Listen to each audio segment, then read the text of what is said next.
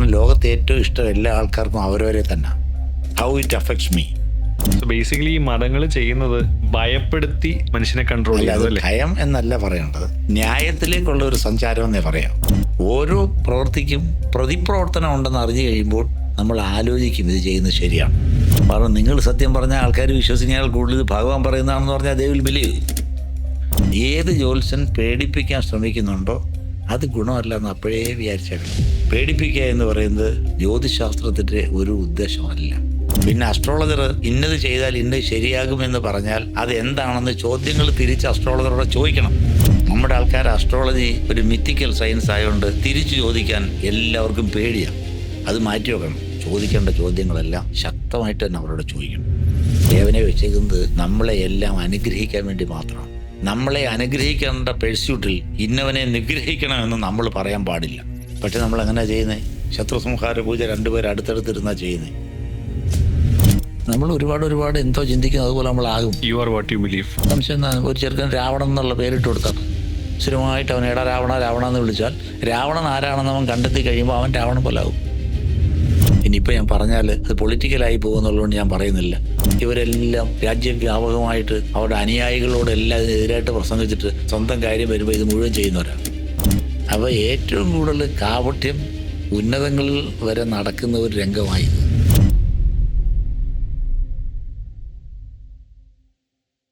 ഇപ്പോൾ ഒരു ജോത്സ്യൻ്റെ അടുത്ത് പോവുക അല്ലെങ്കിൽ ഒരു അസ്ട്രോളജറിൻ്റെ അടുത്ത് പോവുകയാണെങ്കിൽ ഇപ്പം നടക്കുന്ന തട്ടിപ്പുകൾ എന്തൊക്കെയാണ്? ഏത് കാര്യത്തിനാണ് ജ്യോത്സ്യൻ്റെ അടുത്ത് പോകുന്നതെന്ന് ആദ്യം തീരുമാനിക്കണം. ഒരു ജ്യോത്സ്യൻ്റെ അടുത്ത് പോകാൻ തീരുമാനിക്കുമ്പോൾ ഇത് പോകേണ്ട കാര്യമാണോ അല്ലയോ എന്ന് ആദ്യം തീരുമാനിക്കണം. പോകേണ്ട കാര്യത്തെ പരീക്ഷിക്കാൻ വേണ്ടി ഒരിക്കലും ചെയ്യരുത്. അതുകൊണ്ട് എവിടെ അസ്ട്രോളജിക്കൽ ആയിട്ടുള്ള വിശകലനത്തിന് പോകുമ്പോഴും നമ്മൾ ക്ലാരിറ്റി ഓഫ് തോട്ട് വേണം. Begin with the end in mind. മാനേജ്മെൻറ്റിൽ നിങ്ങൾ എന്തിനാണ് പോകുന്നതെന്ന് ആലോചിച്ചിട്ട് മാത്രമേ പോകാവൂ. അത് അസ്ട്രോളജർ എന്ന് പറയുന്നത് ലോകത്തുള്ള എല്ലാ പ്രശ്നത്തിനും പരിഹാരം പറയേണ്ട ആളാണ്. അപ്പം അയാൾ ഒരുപാട് സൂക്ഷിക്കണ്ടേ. ഇപ്പോൾ തട്ടിപ്പിൻ്റെ കാര്യം ഞാൻ എങ്ങനെ ഇത് പറയുന്നത്? ദൈനംദിനം കണ്ടുകൊണ്ടിരിക്കുന്ന കാര്യങ്ങളാണ്. അതിന് എനിക്കും പരിമിതിയുണ്ട് പലത് പറയാൻ. പിന്നെ അസ്ട്രോളജർ ഇത് ഇന്നത് ചെയ്താൽ ഇന്നത് ശരിയാകുമെന്ന് പറഞ്ഞാൽ അത് എന്താണെന്ന് ചോദ്യങ്ങൾ തിരിച്ച് അസ്ട്രോളജറോട് ചോദിക്കണം. നമ്മുടെ ആൾക്കാർ അസ്ട്രോളജി ഒരു മിത്തിക്കൽ സയൻസ് ആയതുകൊണ്ട് തിരിച്ചു ചോദിക്കാൻ എല്ലാവർക്കും പേടിയാണ്. അത് മാറ്റി വെക്കണം. ചോദിക്കേണ്ട ചോദ്യങ്ങളെല്ലാം ശക്തമായിട്ട് തന്നെ അവരോട് ചോദിക്കണം. പിന്നെ ദേവനെ ഇരുത്തിയേക്കുന്നത് കൊണ്ട് പ്രത്യേകം പറഞ്ഞിട്ടുണ്ട്, ദേവേ സ്വഭക്ത ജനതാനു ജിക്ഷയാർച്ചോപാതു തഥാ സന്നിധിം ആദസ്ഥാനെ ശ്രേഹ. ദേവനെ വെച്ചേക്കുന്നത് നമ്മളെ എല്ലാം അനുഗ്രഹിക്കാൻ വേണ്ടി മാത്രമാണ്. നമ്മളെ അനുഗ്രഹിക്കേണ്ട പെഴ്സ്യൂട്ടിൽ ഇന്നവനെ നിഗ്രഹിക്കണമെന്ന് നമ്മൾ പറയാൻ പാടില്ല. പക്ഷെ നമ്മളെങ്ങനെ ചെയ്യുന്നത്? ശത്രുസംഹാര പൂജ രണ്ടുപേർ അടുത്തടുത്തിരുന്നാണ് ചെയ്യുന്നത്. ഇടത്തിരിക്കുന്നത് ശത്രുവിനെ സംഹരിക്കാൻ വലത്തിരിക്കുന്നോളും, വലത്തിരിക്കുന്ന സംബന്ധിച്ച് ഇടത്തിരിക്കുന്നത്. അത് ശരിക്കും ഫലം ഉണ്ടാക്കുന്ന കാര്യമാണ്. അല്ല, അങ്ങനെയൊന്നും ചെയ്യാൻ പാടില്ല. പിന്നെ നമ്മുടെ ഇൻക്വിസിറ്റീവ്നെസ്, നമ്മുടെ ആൾക്കാരങ്ങനെ കലിയുഗത്തിലെ ആൾക്കാർക്കെല്ലാം വലിയ വേഗതയല്ലേ, സ്പീഡിൽ കാര്യങ്ങൾ സഹായിക്കാനല്ലേ ചെയ്യും. ഈ പരിഷ്കൃത ലോകത്തിൽ തന്നെ എന്തെല്ലാം കാര്യങ്ങളാണ് നടക്കുന്നത് നിങ്ങൾ കാണുന്നില്ലേ? നമ്മുടെ പൊളിറ്റീഷ്യൻസും ബാക്കിയുള്ളവരെല്ലാം യഥാർത്ഥത്തിൽ ഈ അന്ധവിശ്വാസം മാറ്റാൻ വേണ്ടിയും കൂടെ ശ്രമിക്കണം. പക്ഷെ അവർ ചെയ്യുന്നത് എന്താണ്? അവരും ഇതിനകത്തെ കക്ഷികളാവുക. ഞാൻ പറഞ്ഞ ഈ ശാസ്ത്രത്തെ ഒന്നും നമ്മളെ എതിർക്കണ്ട. അത് എന്തിനു വേണ്ടിയാണ് ഉപയോഗിക്കുന്നത് അറിയണ്ടേ? നിങ്ങളാരും ഉദ്ദേശിക്കണമല്ല. നിങ്ങൾ ഈ സോഷ്യൽ ക്രോസ് സെക്ഷൻ നാട്ടുമ്പുറത്ത് അറിയാത്തതുകൊണ്ടാണ് ഈ ശാസ്ത്രത്തിൻ്റെ ദുരുപയോഗം കൊണ്ട് ധാരാളം ദോഷങ്ങൾ വരുന്നുണ്ട്. ഒരുപാട് കുടുംബങ്ങൾ അനാഥമാകുന്നുണ്ട്. ശത്രു സംഹാര പൂജയുടെ കാര്യം പറഞ്ഞല്ലോ. ഇതുപോലെ നമുക്കൊരു പ്രശ്നമുണ്ട് എന്നറിഞ്ഞിട്ട് അതിന് വരാതിരിക്കാനോ അല്ലെങ്കിൽ നമുക്കാരോ എന്തോ ഒരു ശുദ്ധനം ചെയ്യുന്നെന്നോ അല്ലെങ്കിൽ ബ്ലാക്ക് മാജിക് ചെയ്യുന്നെന്നോ ഒക്കെ അതിന് രണ്ട് വശങ്ങളുണ്ട്. ഭ്രാന്തിനും സൈക്കിക് എററിനും ഒക്കെ ഷോക്ക് ട്രീറ്റ്മെൻറ്റ് ചെയ്യത്തില്ലേ? അതെന്താ യഥാർത്ഥ കാര്യം? ഏതെങ്കിലും ഒരു പ്രത്യേക ഷോക്ക് കിട്ടിയപ്പോഴായിരിക്കും ഇയാളുടെ നെർവസ് ട്വിസ്റ്റ് ചെയ്തിങ്ങനായത്. അത് തിരിച്ചു വരുമ്പോൾ ചിലപ്പോഴതങ്ങ് ശരിയാകും. അത് ആ ഷോക്ക് ട്രീറ്റ്മെൻറ്റ് കിട്ടിയിട്ടുള്ള ചിലർ ശരിയായിട്ടുണ്ട്, ചിലർ ശരിയായിട്ടില്ല. പാരാസൈക്കോളജി വെച്ചിട്ട് യഥാർത്ഥത്തിൽ ഈ മന്ത്രവാദങ്ങൾ അറിയാവുന്നവർ ചെയ്താൽ പലതിനും ഫലങ്ങൾ വരും. അത് നിങ്ങൾ ഒരുപാട്, ഞാനൊരു ഉദാഹരണം പറയാം. നമ്മുടെ പരവൂര് നമ്മളൊരിക്കൽ ഒരു സെമിനാറിന് പോയതാണ്. ഇപ്പോൾ സൈക്കാട്രിസ്റ്റുകളും സൈക്കോളജിസ്റ്റുകളും ഒക്കെ ഉള്ള, അപ്പോൾ അതിലൊരു ഡോക്ടർ പറഞ്ഞാണ്, ഒരു ഡ്രൈവർ അയാൾ ഡോക്ടറുടെ അടുത്ത് എന്നും ചെന്ന് പറയുമെന്ന് പറഞ്ഞാൽ അയാൾക്ക് നെഞ്ചുവേദനയാണ്. അപ്പം അങ്ങേര് നോക്കിയിട്ട് യാതൊരു പ്രോബ്ലവും കണ്ടില്ല. കാർഡിയോളജിസ്റ്റിനെയും എല്ലാവരെയും കണ്ട് അത് കഴിഞ്ഞിട്ട് വേണ്ട മെഡിക്കൽ കോളേജിലും കണ്ട ഒരു എക്സ്പെർട്ടിന് വേണ്ടി. അപ്പോൾ അദ്ദേഹം പോയി നോക്കി, ഒരു കുഴപ്പം കണ്ടില്ല. പുള്ളി ഇങ്ങേരുടെ കൊണ്ട് വിളിച്ച് പറഞ്ഞ് ഇങ്ങേരെ ഒരു സൈക്കോളജിസ്റ്റിനെ കൂടെ കാണിക്കാം. അങ്ങനെ സൈക്കോളജിസ്റ്റിനെ കാണിച്ചിട്ട് അവർക്ക് ഈ ഹിപ്നോട്ടൈസ് ചെയ്യാനുള്ള എന്തോ മാർഗങ്ങളൊക്കെ ഉണ്ട്, പോളിഗ്രാഫ് ടെസ്റ്റ് എല്ലാം നോക്കിയപ്പോൾ അയാൾ പറഞ്ഞിരിക്കുന്നത് കേരളത്തിലെ ഏറ്റവും വലിയൊരു ജ്യോത്സ്യൻ്റെ അടുത്ത് പോയിട്ട് അയാൾ ജാതകം എഴുതിച്ചിട്ടുണ്ട്.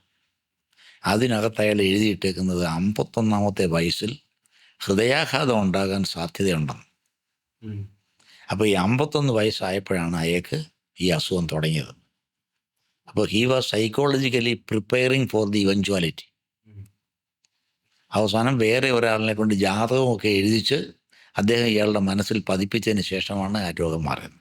സോ അങ്ങനെയാണെങ്കിൽ ഒരാളുടെ ഭാവി തന്നെ മാറ്റി എഴുതാൻ ഈ ജാതകം കൊണ്ട് പറ്റത്തില്ലേ? ഇത് വേറെ ഒരു കാര്യം കൂടെ മനസ്സിലാക്കണം. ഈ ഹിപ്നോട്ടിസവും ബാക്കിയുള്ള കാര്യങ്ങളും എല്ലാം ആപ്ലിക്കബിൾ ആകുന്നത് എവിടാണ്? സ്വതസിദ്ധമായ മൃദുല ഹൃദയന്മാരെ മാത്രമല്ലേ ബാധിക്കൂ. ഭ്രാന്തി വരുന്ന ആൾക്കാ. ഇതെല്ലാം സ്വതസിദ്ധമായ മൃദുല ഹൃദയന്മാരെ മാത്രമേ ബാധിക്കത്തുള്ളൂ. നമ്മുടെ സൈക്കോളജിസ്റ്റുകളും സൈക്കാട്രിസ്റ്റുകളും നിലനിൽക്കുന്ന ആരോടാണ്? കഠിന ഹൃദയന്മാരുടെ അടുത്തല്ല. ആണോ? നമ്മുടെ ഇവിടുത്തെ ഈ എന്തുവാനും പറയുന്ന ആൾക്കാരെ വാടകയ്ക്ക് പോലും, വാടക കൊലയാളികൾക്ക് ആർക്കെങ്കിലും സൈക്കോളജിക്കൽ പ്രോബ്ലം വന്നിട്ടുണ്ടോ? ടെററിസ്റ്റുകൾക്ക് വന്നിട്ടുണ്ടോ? സ്വസിദ്ധമായിട്ട് അസാധാരണമായ പവർ മനസ്സിനുള്ളവനെ ഒന്നും ചെയ്യാനൊക്കത്തില്ല. നമ്മുടെ ഇവിടുത്തെ, ഞാൻ പേര് പറയുന്നില്ല, പല ഭരണകർത്താക്കളും കാണിക്കുന്ന എല്ലാ ക്രൂരതകളുമാണ്. അവർക്ക് എന്തെങ്കിലും സൈക്കോളജിക്കൽ പ്രോബ്ലം വരുമോ? വരത്തില്ല. അവിടാണ് ഇവൻ എന്തുകൊണ്ട് വരാനെന്നുള്ളതുള്ള അസ്ട്രോളജിയുടെ റോള്. ഇവൻ്റെ മൂണാണ് കുഴപ്പക്കാരൻ. അപ്പം ഞങ്ങൾ അതിനെ സ്ട്രെങ്തൻ ചെയ്യാൻ വേണ്ടിയുള്ള കാര്യങ്ങൾ പറഞ്ഞു കൊടുക്കും, കുറേയെങ്കിലും മാറ്റും. അപ്പം അവന് തന്നെ കുറേ കഴിയുമ്പോൾ മനസ്സിലാവും ഇതൊന്നും ശരിയാവും. അത് മന്ത്രവാദത്തിന് ബാധ ഒഴിപ്പിക്കുക എന്ന് പറയുന്നത്, ബാധ ഒഴിപ്പിക്കുക ചിലപ്പോൾ അത് പോവുകയും ചെയ്യും. എത്രയോ സ്ഥലത്തുണ്ട്. ഈ ചരട് കെട്ടി കഴിയുമ്പോഴും പലതും മാറുന്നുണ്ട്. ചരട് കെട്ടിയാൽ ഇത് മാറുമെന്ന് പൂർണ്ണ ബോധ്യം അവന് വന്നു കഴിഞ്ഞാൽ മാറും. വിശ്വാസം എന്ന് പറയുന്നത് മൂണും സണ്ണുമായിട്ട് ബന്ധപ്പെട്ടതാണ്. അത് അവൻ ജനിക്കുന്ന സമയത്തെ വെച്ചാണ് നമ്മൾ നോക്കുന്നത്. വിശ്വാസമില്ലാതെ ഒരു മരുന്ന് ചെയ്താലും കേൾക്കത്തില്ലല്ലോ. ചില ലളിതമായ കാര്യങ്ങൾ നമുക്ക് ശ്രദ്ധിക്കേണ്ടതായിട്ടുണ്ട്. ഒന്നാമതായിട്ട് ഇപ്പോഴ് നമ്മുടെ ആൾക്കാർ, നമുക്ക് ഫാമിലി തുടക്കം മുതൽ തന്നെ നമുക്ക് നോക്കാം. വിവാഹം കഴിച്ച് കഴിയുമ്പോൾ തന്നെ ഇഷ്ടപ്പെട്ടാണ്. ഒന്നാമത് അച്ഛനും അമ്മയും പെൺകുട്ടിക്ക് ഇഷ്ടം ഉള്ള കല്യാണമോ പയ്യന് ഇഷ്ടമുള്ള കല്യാണമോ നടത്തുന്നതിന് ഒരു ഭിന്നതകളൊക്കെ വരും. പല കാരണങ്ങളാണ്. ഒന്നുമില്ല, അവരുടെ സ്റ്റാറ്റസിന് ചേരാത്താകും. പിന്നെ രണ്ടാമത് ഭാവിയിൽ ശരിയാകത്തില്ല എന്നുള്ള ധാരണയുണ്ട്. അതുകൊണ്ട് ഈ അമ്മമാരും അച്ഛന്മാരും ഒക്കെ ഒരു പ്രധാനപ്പെട്ട കാര്യം കണക്കാക്കണ്ടോ.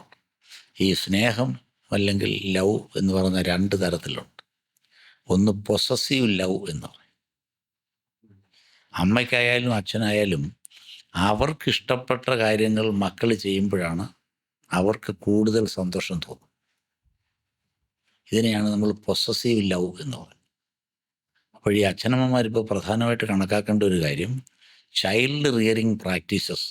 ഇപ്പോഴത്തെ കുട്ടികൾ എങ്ങനെയാണ് എന്നുള്ള കാര്യം വേഗം മനസ്സിലാക്കിയിട്ട് വേണം അവരോട് ഇടപെടാൻ. നമ്മൾ ആദ്യം മുതൽ തന്നെ ഞാൻ പറയും. അപ്പോൾ കാലം ഒരുപാട് മാറിയിട്ടുണ്ട്.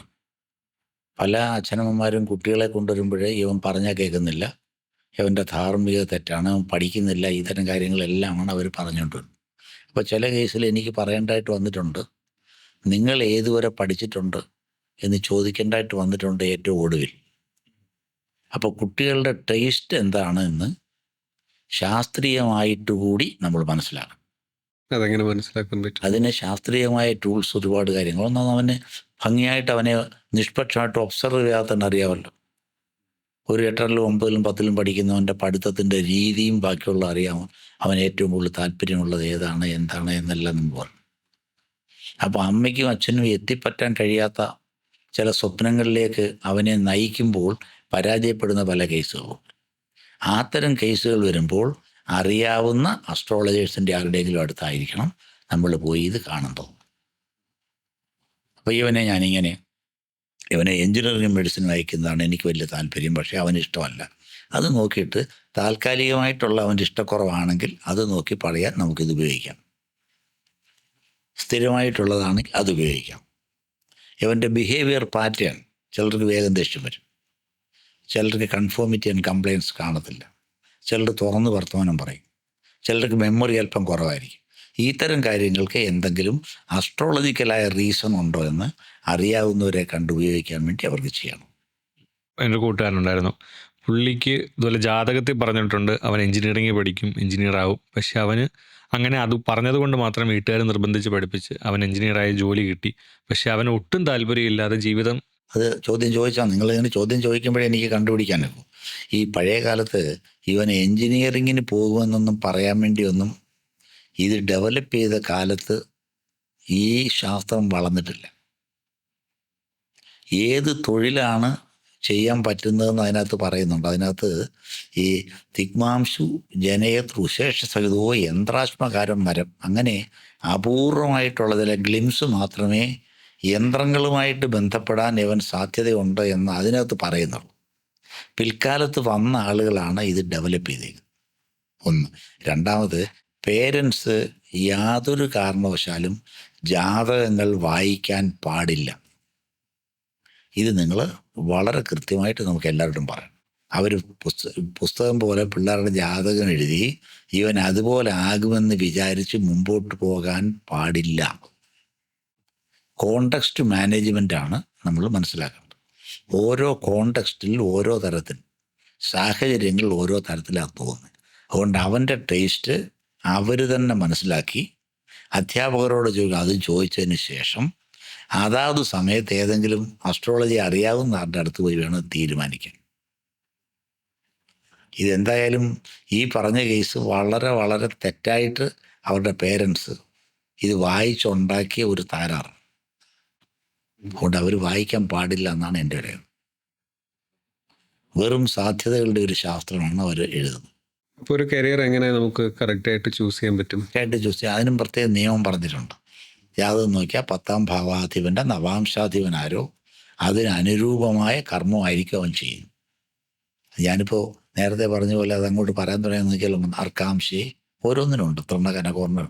അതനുസരിച്ച് ജ്യോതിഷം പണ്ഡിതൻ നോക്കിയിട്ട് അവൻ്റെ ആ സമയത്തെ ടേസ്റ്റും കൂടെ നോക്കിയിട്ട് ഒരു തീരുമാനം എടുക്കണം. അതിൽ അവനെ ഇൻവോൾവ് ചെയ്യിക്കണം. ഞാൻ ഈ കരിയറിൻ്റെ കൗൺസിലെല്ലാം അവനെ ഇൻവോൾവ് ചെയ്തിട്ട് അവൻ്റെ ഹിസ്റ്ററിയും ബാക്കിയുള്ളതെല്ലാം നോക്കി പിന്നെ ഹോറോസ്കോപ്പിനകത്ത് കിട്ടുന്ന ഗ്ലിംസസും കൂടെ നോക്കിയാണ് നമ്മളത് ചെയ്യുന്നത്. എന്തെങ്കിലും സംഭവം ഉണ്ടോ ഇതുപോലെ ചെയ്തിട്ടുള്ള കാര്യത്തിൽ പറയാൻ പറ്റുന്ന എന്തെങ്കിലും ഉണ്ടോ? അത് പറയാൻ പറ്റുന്ന ഒരു ആളുടെ സെക്കൻഡ് ഇയർ മെഡിസിൻ പഠിച്ച ആളിനെ നമ്മൾ മാറ്റിയിട്ടുണ്ട്. എങ്ങനെ? മാറ്റിയിട്ടുണ്ട്. അയാളെ തിരിച്ചു കൊണ്ടുവന്ന് എഞ്ചിനീയറിംഗിലാക്കിയിട്ടുണ്ട്. മാത്തമാറ്റിക്സിന് വളരെ സമർത്ഥനായിരുന്നു. മാറ്റിയിട്ട് തിരിച്ചുകൊണ്ട്. അല്ലാതെ പോയവരുണ്ട്. ചില കുട്ടികൾ വളരെ എൻ്റെ ഒരു ഫ്രണ്ടിൻ്റെ മകൻ, അവനെ മദ്രാസിൽ, ഞാനവിടെ മദ്രാസിൽ പോകുന്ന സമയത്ത് നടന്ന കാര്യം, അവനിപ്പോൾ നാസയിലാണ്. അപ്പോൾ ആ പയ്യനെ അവനവിടെ ഇവിടെ ചെന്നൈയിൽ SBIയുടെ സ്കൂളിലാണ് പഠിക്കുന്നത്. വളരെ സമർത്ഥനായിരുന്നു. SBIയുടെ സ്കൂളുണ്ട് അവരുടെ, CBSE.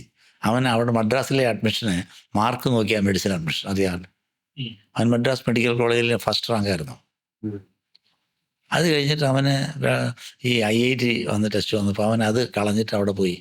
അപ്പോൾ അവിടുത്തെ പ്രിൻസിപ്പൽ പറഞ്ഞത് മദ്രാസ് മെഡിക്കൽ മിഷൻ്റെ ചരിത്രത്തിൽ ആദ്യമായിട്ടാണ് ഫസ്റ്റ് റാങ്ക് കിട്ടിയ, അഡ്മിഷൻ കിട്ടിയ, മെഡിസിന് കിട്ടിയ ഒരു പയ്യൻ ഇട്ടച്ച് പോയെന്ന് പറഞ്ഞു.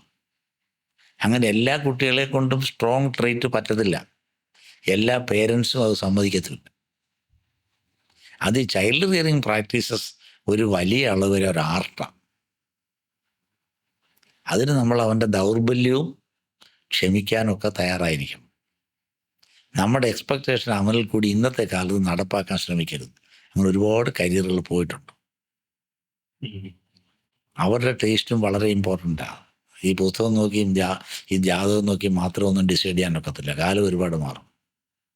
അവന് ഇഷ്ടമുണ്ട്, സ്യൂട്ടബിലിറ്റി ഉണ്ട്. സ്യൂട്ടബിളായിട്ടുള്ള പല പ്രൊഫഷൻ കാണും. അതിനകത്ത് നിന്ന് ഇഷ്ടമുള്ളതല്ലേ എടുക്കാൻ പറ്റും. കാലത്തിനനുസരിച്ച് വേണ്ടേ. കണക്കും സയൻസും കൂടി ഇഷ്ടമുള്ള ഒരുപാട് പേരുണ്ട്. എൻ്റെ ഒരു ഫ്രണ്ട് ഒരു ഡോക്ടറുണ്ട്, അങ്ങേര് ഗൈനക്കോളജിസ്റ്റാണ്, ആളിപ്പോഴും ഉള്ള ആൾ. പക്ഷേ അങ്ങേർക്ക് ഏറ്റവും ഇഷ്ടം ഹാം റേഡിയോയാണ്. Is more an engineer than a doctor. രണ്ടും അങ്ങേര് ഭംഗിയായിട്ട് ചെയ്യുന്നുണ്ട്. അപ്പം അത് നമുക്ക് ഈ വളരെ ഭംഗിയായിട്ട് പഠിപ്പിച്ചു കൊടുക്കേണ്ടതാണ് ഈ ചൈൽഡ് റിയറിങ് പ്രാക്ടീസസ്. ഇപ്പോഴത്തെ അച്ഛനമ്മമാർ വന്ന് കുട്ടികളെക്കുറിച്ച് പറയുന്ന 90% കാര്യങ്ങളും ശരിയല്ല. കാരണം കാലം വളരെ വേഗം മൂവ് ചെയ്യുക. ഞങ്ങളെല്ലാം വളരെ ഒബ്സലറ്റ് ആയിരിക്കുക ഓൾഡ് ഏജ്. കുട്ടികളോടൊപ്പം സഞ്ചരിക്കാനുള്ള റിലേറ്റീവ് സ്പീഡ് അച്ഛനമ്മമാരിൽ പലർക്കും ഇല്ലാത്തത് ഒരു പ്രധാന പ്രശ്നം. അതുകൊണ്ട് അവിടെ അസ്ട്രോളജി അത് നമുക്ക് ഉപയോഗിക്കാം. പിന്നെ രണ്ടാമത്, നമ്മൾ സാധാരണപ്പെട്ട ആൾക്കാരെല്ലാം കൺഫോമിറ്റി ആൻഡ് കംപ്ലയൻസ് നമുക്കൊരു വിശ്വാസ പ്രമാണമുണ്ട് ഈസ്റ്റേൺ കൾച്ചർ. നമ്മൾ പലരും ദൈവവിശ്വാസികൾ. നമ്മൾ കുട്ടികളെയൊക്കെ ഈ സൈക്കിൾ പഠിപ്പിക്കുന്നതൊക്കെ അങ്ങനെ. സൈക്കിൾ ചവിട്ടാൻ കുട്ടിക്ക് സാമാന്യന ബോധ്യം പറ്റുമെന്ന് അറിഞ്ഞാൽ നമ്മൾ മോൻ സൈക്കിൾ ചവിട്ടിക്കോ, അച്ഛൻ പിടിച്ചോളാമെന്നല്ലേ പറയും. എന്നിട്ട് നമ്മൾ പിടിയങ്ങ് വിട്ടാലും അവൻ പോയിക്കോളും. അതിനാണ് സൈക്കോളജിക്കൽ സെക്യൂരിറ്റി. ഈ സൈക്കോളജിക്കൽ സെക്യൂരിറ്റി നമ്മുടെ ഓരോ ആക്ടിവിറ്റിക്കും ആവശ്യം. അതിന് നമുക്ക് ഇപ്പോഴത്തെ ഒന്നുകിൽ ധർമ്മദൈവങ്ങൾ, അല്ലെങ്കിൽ വീട്ടിൽ ദേവസങ്കല്പം ഉണ്ടാകാതെ, ഇല്ലെങ്കിൽ നമ്മുടെ അടുത്തുള്ള ക്ഷേത്രം. മനഃശാസ്ത്രപരമായ സുരക്ഷിതത്വത്തിനായിട്ട് നമ്മൾ നമ്മുടെ മക്കൾക്ക് വേണ്ടി ചെയ്യണം. അപ്പോൾ അത് ആവശ്യമില്ലാത്തടത്തേക്ക് പോകണ്ട. അടുത്തുള്ള ക്ഷേത്രങ്ങളിൽ ഇവരുടെ ഡേറ്റ് ഓഫ് ബർത്ത് ഒക്കെ നോക്കിയിട്ട് ഏതെങ്കിലും ചെറിയ വഴിപാടോ എല്ലാം നടത്താൻ നല്ലതാണ്. എന്താണ് അതിന്റെ ഒരു ശാസ്ത്രീയമായിട്ട് പറയുകയാണെങ്കിൽ എന്താണ് ഈ വഴിപാടുകൾ എങ്ങനെ ഹെൽപ്പ് ചെയ്യും? വഴിപാടിൻ്റെ എങ്ങനെയാണെന്ന് പറഞ്ഞാൽ നമ്മൾ we are making God satisfied എന്നുള്ള വഴിപാട് കൊടുത്തു കഴിയുമ്പോഴേ ദേവൻ തൃപ്തനാകൂ എന്ന് നമുക്കൊരു ധാരണ വരും. നമ്മുടെ ധാരണയല്ലേ ഏറ്റവും പ്രധാനം. ശരിക്കും അങ്ങനെയാണ്. പിന്നെ നമുക്കൊരാൾക്ക് ഒരു വഴിപാട്, നമ്മളൊരാളൊരു മുണ്ട് മേടിച്ചു കൊടുക്കുന്നതിനാണ്. മുണ്ട് മേടിച്ചു കൊടുത്തപ്പോൾ അയക്ക് സന്തോഷമായി എന്ന് പറയുമ്പോൾ അതിൻ്റെ ഒരു സന്തോഷം, റാക്കറ്റ് ഫീലിംഗ് എന്നാണ് അതിന് പറയുന്നത്. മറ്റേ ഇങ്ങനെ നമ്മുടെ അടൂർ ബാലകൃഷ്ണൻ്റെ ഒരു സിനിമയ്ക്കത് നമ്മൾ കണ്ടില്ല, ഒരാൾ കല്യാണത്തിന് പോകുന്ന കണ്ടത് വെള്ളമൊക്കെ എടുക്കാൻ തിരിച്ചു വരുമെന്നോ. റാക്കറ്റ് ഫീലിംഗ് വളരെ പ്രധാനമാണ് സൈക്കോളജിയിൽ. വേറൊരു കോൺസെപ്റ്റിൽ ലൈക്ക് ദൈവം സ്നേഹമാണെന്ന് പറയുന്നുണ്ട്. ഈ വഴിപാടിൻ്റെ കോൺസെപ്റ്റിൽ വരുമ്പം ഈ ദൈവത്തിന് സ്നേഹം പൈസ കൊടുത്താൽ അല്ലെങ്കിൽ ഒരു സാധനം വാങ്ങിച്ചു കൊടുത്താൽ മാത്രമേ ദൈവം സ്നേഹിക്കൂ അത് ചോദിച്ചാൽ വളരെ പ്രധാനമാണ്. ഇത് ദേവൻ ഇരിക്കുന്നത് തന്നെ പറഞ്ഞിട്ടുണ്ട്, ഭക്താനാം അനുകമ്പാർത്ഥം ദേവോ വിഗ്രഹവാൻ ഭവന്ന്. ഭഗവാനെ നമ്മൾ വിഗ്രഹത്തിൽ വെക്കുന്നത് ഭക്തൻ അനുകമ്പ വരാനാണെന്ന് പറഞ്ഞാൽ ഞാൻ ഇവിടെ ഉണ്ട് എന്ന് നിന്നെ ബോധ്യപ്പെടുത്താൻ വേണ്ടി മാത്രമാണ് ഞാൻ ഈ ശിലയിൽ ഇരിക്കുന്നതെന്നാണ് ഭഗവാൻ പറഞ്ഞു. അല്ല, എനിക്കിരിക്കാനല്ല. ഞാൻ പറഞ്ഞ മനസ്സിലായി? ഇവിടെ എല്ലായിടവും ദൈവമുണ്ട്, സ്നേഹമുള്ളിടത്തെല്ലാം ദൈവമുണ്ടെന്ന് പറഞ്ഞാൽ അത് കൺസീവ് ചെയ്യാൻ വേണ്ടി സാധാരണക്കാരൻ്റെ മനസ്സ് വളർന്നില്ലാത്തത് കൊണ്ട് ഞാൻ ഈ ഒരു പോയിന്റിലാണ് ഇരിക്കുന്നതെന്ന് നിനക്ക് ബോധ്യം വരാൻ വേണ്ടിയാണ് ഞാൻ ബിംബത്തിലിരിക്കുന്നതാണ് പറഞ്ഞേക്കുന്നത്. അപ്പോൾ ആ വിഗ്രഹത്തിന് എന്തെങ്കിലും അതിന് നിവേദ്യം കൊടുത്തെങ്കിൽ മാത്രമേ ഞാൻ അനുഗ്രഹിച്ചു എന്ന് നിനക്ക് ബോധ്യം വരൂ. അതുകൊണ്ടാണ് ഗീതയിൽ ഭഗവാൻ പറഞ്ഞത്, ഇല, പൂവ്, വെള്ളം ഇതിലേതെങ്കിലും നീ എനിക്ക് ഭക്തിയോടുകൂടി വിശ്വാസത്തോടുകൂടി തന്നാൽ ഞാൻ സ്വീകരിക്കും. അപ്പോൾ ഭക്തിയോടുകൂടിയും വിശ്വാസത്തോടുകൂടിയും അത് അദ്ദേഹത്തിലേക്ക് എത്തിക്കഴിഞ്ഞു എന്ന് ബോധ്യമായി കഴിയുമ്പോൾ നിങ്ങളുടെ നാലാമത്തെ അറയിലുള്ള ശക്തി മുഴുവൻ നിങ്ങൾക്ക് നിർഭയം ഉപയോഗിക്കാൻ പറ്റും. അതിനുവേണ്ടിയാണ് തേങ്ങ അടിച്ചു പോകുന്ന പഴവങ്ങാടിയിൽ അങ്ങനെ തൃപ്തിയായി, ഇനി എൻ്റെ കഴിവ് ഞാൻ ഉപയോഗിക്കാം. അതിനുവേണ്ടി നിൽക്കും. ഇല്ലെങ്കിൽ അമ്പലത്തിൻ്റെ സ്വാമിമാർക്കും സന്യാസിമാർക്കും അമ്പലത്തിൻ്റെ ആവശ്യമില്ല. ഈ നാലാമത്തെ അറയെന്ന് ഉദ്ദേശിച്ചത്? നാലാമത്തെ അറ എന്ന് പറഞ്ഞാൽ നമ്മുടെയൊക്കെ മനസ്സിന് 4 അറകളും. അതിൽ ഒന്നാമത്തെ അറ എന്ന് പറയുന്നത്, അതിന് ജോൺ എന്നും ഹാരി എന്നും പേരുള്ള 2 ശാസ്ത്രജ്ഞന്മാരാണ് അത് കണ്ടുപിടിച്ചത് കൺസെപ്റ്റ്. അതിൽ ഒന്നാമത്തെ അറയിൽ എല്ലാ വ്യക്തിക്കും അയാളെക്കുറിച്ചുള്ള ചില കാര്യങ്ങൾ പരസ്യമായിട്ട് പറയാൻ ഒരു മടിയില്ല, ഒരല്ല ഓപ്പൺ സ്പേസ്. രണ്ടാമത്തെ അറ എന്ന് പറയുന്നത് നമ്മുടെ സ്വകാര്യതയാണ്. അത് നമ്മളെല്ലാവരോടും പരസ്യമായിട്ട് പറയാൻ നമുക്ക് ഇഷ്ടമില്ല. മൂന്നാമത്തെ ഒരറ നമ്മളെക്കുറിച്ച് നമുക്കറിയാൻ പാടില്ലാത്ത കാര്യങ്ങൾ മറ്റുള്ളവർക്കറിയാം, പലതുമില്ലേ. നാലാമത്തെ അറ നമ്മളെക്കുറിച്ചുള്ള നമ്മുടെ കഴിവുകൾ നമുക്കും മറ്റുള്ളവർക്കും അറിയാൻ പാടില്ലാത്ത പല കഴിവുകളും. ആ കഴിവുകൾ പ്രോജ്വലിപ്പിക്കുമ്പോഴാണ് നമ്മൾ അസാധാരണത്വം ചെയ്യുന്നത്. അതെങ്ങനെ പുറത്തു കൊണ്ടുവരാൻ പറ്റും? അത് പുറത്തു കൊണ്ടുവരുന്നതിന് ചെറിയ ഉദാഹരണം പറഞ്ഞാൽ, മേൽപ്പത്തൂർ നാരായണ ഭട്ടതിരി അവിടെ ഇരുന്ന് പ്രാർത്ഥിച്ചല്ലോ അത് വെളിയത്. ഇല്ലാത്ത കഴിവുകളൊക്കെ കൊണ്ടുവന്ന് അങ്ങനല്ലേ. കാരണം പത്മരാജൻ്റെ നോവലിനകത്ത് ഒരു പയ്യൻ അവനെ ഈ ഒരു റൗഡിയെ കൊന്ന എങ്ങനെയാണ്? അവൻ്റെ സർവ്വ കഴിവുകളും അവൻ്റെ കയ്യിൽ വന്നിട്ട് അവനെ കൊന്നു. അപ്പോൾ അസാധാരണമായ കഴിവുകളും പുറത്തോട്ട് വരണമെങ്കിൽ പലതരത്തിലുള്ള ഒരു സ്ട്രീക്കുകളുണ്ട് ആൾക്കാർക്ക്. ആ സ്ട്രീക്കുകൾ വെളിയിൽ വരാൻ നമ്മുടെ കണക്കനുസരിച്ച് സൈക്കോളജിക്കൽ സെക്യൂരിറ്റി എന്ന് പറഞ്ഞ കുടുംബദൈവങ്ങളാണ് നമുക്ക് ഏറ്റവും പറ്റിയത്. എൻ്റെ ദൈവം എൻ്റെ പിന്നിലുണ്ട്, ഞാൻ ചെയ്യുമെന്ന് പറഞ്ഞു കഴിയുമ്പോൾ നമ്മൾ അറിയാതെ ചെയ്യണം. ബാക്കിയുള്ള റിലീജിയനിൽ ഇതെങ്ങനെ? അവർ പോയി കുർബാന നടത്തുന്നത് എവിടുന്ന? പള്ളിയിൽ പോകുന്നത്. അതാണ് ദേവസങ്കല്പത്തിൻ്റെ പൊരുൾ. ദേവസങ്കല്പം മതവും വന്നേ അതുകൊണ്ടാണ്. ശരിയും തെറ്റും തിരിച്ചറിയാൻ നമ്മളെ പഠിപ്പിക്കുന്ന മതമാണ്, അല്ലേ? ശരിക്കും ഇതിൻ്റെ ഒന്നും ആവശ്യമില്ല, ഈ വഴിപാടിൻ്റെയും സാധനത്തിൻ്റെ ഒന്നും ആവശ്യമില്ല. നിങ്ങൾക്ക് വിശ്വാസത്തിന് അത്രയും വിശ്വാസം നമുക്ക് വരത്തില്ല സാറേ. A common man will not have that much belief. എല്ലാവരും എന്താ മുഖ്യമന്ത്രിമാരാവത്തെ?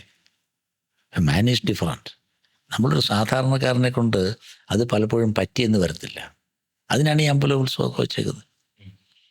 നമ്മളെ ആരെങ്കിലും പുറകിൽ നിന്ന് സപ്പോർട്ട് ചെയ്യാൻ വേണ്ടി ഒരാളുണ്ടെങ്കിൽ മാത്രമേ നമ്മുടെ കഴിവുകൾ പുറത്തു വരൂ. എങ്കിലേ റിസ്ക് എടുക്കാൻ പറ്റൂ. മാനേജ്മെൻറ്റിൽ റിസ്ക് ടേക്കിംഗ് എന്ന് പറഞ്ഞാൽ റിസ്ക് എടുക്കണമെങ്കിൽ എങ്ങനെ വേണം? അപ്പോൾ ഇത് എല്ലായ്പ്പോഴും ഉള്ളതെന്നല്ല. ഞാനത് അഡ്വൈസ് ചെയ്യുന്നത്. അമ്മമാരോടൊക്കെ പറയും വ്യാഴാഴ്ച തോറും നോക്കാൻ പറയും മക്കൾക്ക് വേണ്ടി. വ്യാഴാഴ്ച ഭഗവാൻ വന്ന് ചെയ്യാനല്ല, ഞാൻ വ്യാഴാഴ്ച തോറും നോക്കുന്നുണ്ട്. എന്ത് വന്നാലും എന്നെ സഹായിക്കാൻ മഹാവിഷ്ണുണ്ട്. എൻ്റെ മകനെ അവൻ നേരി നോക്കിക്കോളും. അതാണ് നമ്മുടെ ചിന്തകളാണല്ലോ ഏറ്റവും പ്രധാനം. ഇപ്പോൾ തന്നെ നമ്മൾ ട്രീറ്റ്മെൻറ്റിൽ മർഫിയുടെ പുസ്തകത്തിൽ എങ്ങനെ പറയും, നമ്മൾ ഒരുപാട് എന്തോ ചിന്തിക്കുന്നത് അതുപോലെ നമ്മളാകും. പിന്നെ സംശയം എന്താ? ഒരു ചെറുക്കൻ രാവണൻ എന്നുള്ള പേരിട്ട് കൊടുത്താട്ടെ. സ്ഥിരമായിട്ട് അവൻ എടാ രാവണ എന്ന് വിളിച്ചാൽ രാവണൻ ആരാണെന്ന് അവൻ കണ്ടെത്തി കഴിയുമ്പോൾ അവൻ രാവണൻ പോലെ ആകും. ഈ ജോസഫ് മർഫിയുടെ ബുക്കിൽ പറയുന്ന ഈ മാനിഫെസ്റ്റേഷനെ പറ്റി ഒരുപാട് പറയുന്നുണ്ട്.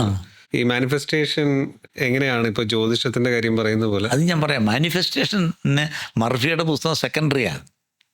അസ്ട്രോളജിക്കലായിട്ട് സ്യൂട്ടബിൾ ആയിട്ടുള്ള ഒരു കാര്യം മാത്രമേ അങ്ങേർക്ക് മാനിഫെസ്റ്റ് ചെയ്യിക്കാൻ നോക്കൂ. അങ്ങനെ ഒരു വെസ്റ്റേൺ റൈറ്റർ ആയതുകൊണ്ടുള്ള ലിമിറ്റേഷൻ അതാ. ഇപ്പോൾ മാനിഫെസ്റ്റേഷൻ എനിക്ക് ഒരു വലിയ സംഗീതജ്ഞനാവണമെന്ന് എനിക്ക് മാനിഫെസ്റ്റ് ചെയ്യാൻ നടക്കത്തില്ല. കാരണം എന്താണ്? സംഗീതത്തിൻ്റെ ധൂളികൾ എൻ്റെ മനസ്സിലില്ലല്ലോ, എൻ്റെ കയ്യിലില്ലല്ലോ. അപ്പോൾ ഇത് രണ്ടും കൂടെ കൂട്ടി ഒരുമിച്ച് വായിക്കണം. അങ്ങനെ ഇപ്പോൾ ഒരു വ്യക്തി ഇപ്പോൾ ഒരു കരിയർ ചൂസ് ചെയ്യുന്നത് അല്ലെങ്കിൽ അവൻ്റെ ഇഷ്ടത്തിനെ പെർസ്യൂ ചെയ്യുക എന്ന് പറയുന്നത് ആ ഉള്ളിൻ്റെ ഉള്ളിൽ ആ ഒരു ആഗ്രഹം കിടക്കുമ്പോൾ അപ്പോൾ യഥാർത്ഥത്തിൽ ആ വ്യക്തിയുടെ ഉള്ളിൽ ആ കഴിവുണ്ട് എന്നുള്ളത് കൊണ്ടായിരിക്കണം ഇതിനെ ഫോളോ ചെയ്യുമോ അല്ലെങ്കിൽ ഇതിനെ പെർസ്യൂ ചെയ്യുമോ? അതിന് രണ്ട് പോയിന്റ് ഉണ്ട്. ഒന്ന്, വാട്ട് യു ലൈക്ക്.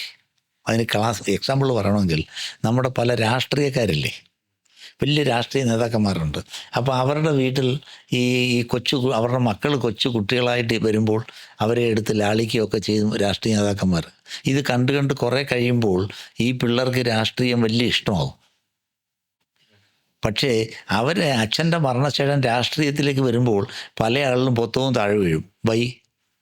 ഇഷ്ടം മാത്രമേ ഉള്ളൂ, സ്യൂട്ടബിലിറ്റി ഇല്ല. സ്യൂട്ടബിലിറ്റി ഉള്ളതിനെ നിങ്ങൾക്ക് മാനിഫെസ്റ്റ് ചെയ്യാം ഭയങ്കരമായിട്ട്. ഇഷ്ടം മാത്രം വെച്ച് മാനിഫെസ്റ്റ് ചെയ്യാനൊക്കത്തില്ല. അപ്പോൾ അയാളുടെ മനസ്സിലുണ്ടായിരുന്നത് ഇഷ്ടം മാത്രമാണ്. അത് ജോസഫ് മർഫിയുടെയും വെസ്റ്റേൺ റൈറ്റേഴ്സിൻ്റെയും ഒക്കെ ഈ നമ്മുടെ ക്ലാസിക്കൽ അസ്ട്രോളജിയും കൂടി അറിയാത്തതിൻ്റെ ചെറിയ ലിമിറ്റേഷൻ ഉണ്ടെന്നാണ് എൻ്റെ പരിമിതമായ ഒരു അഭിപ്രായം.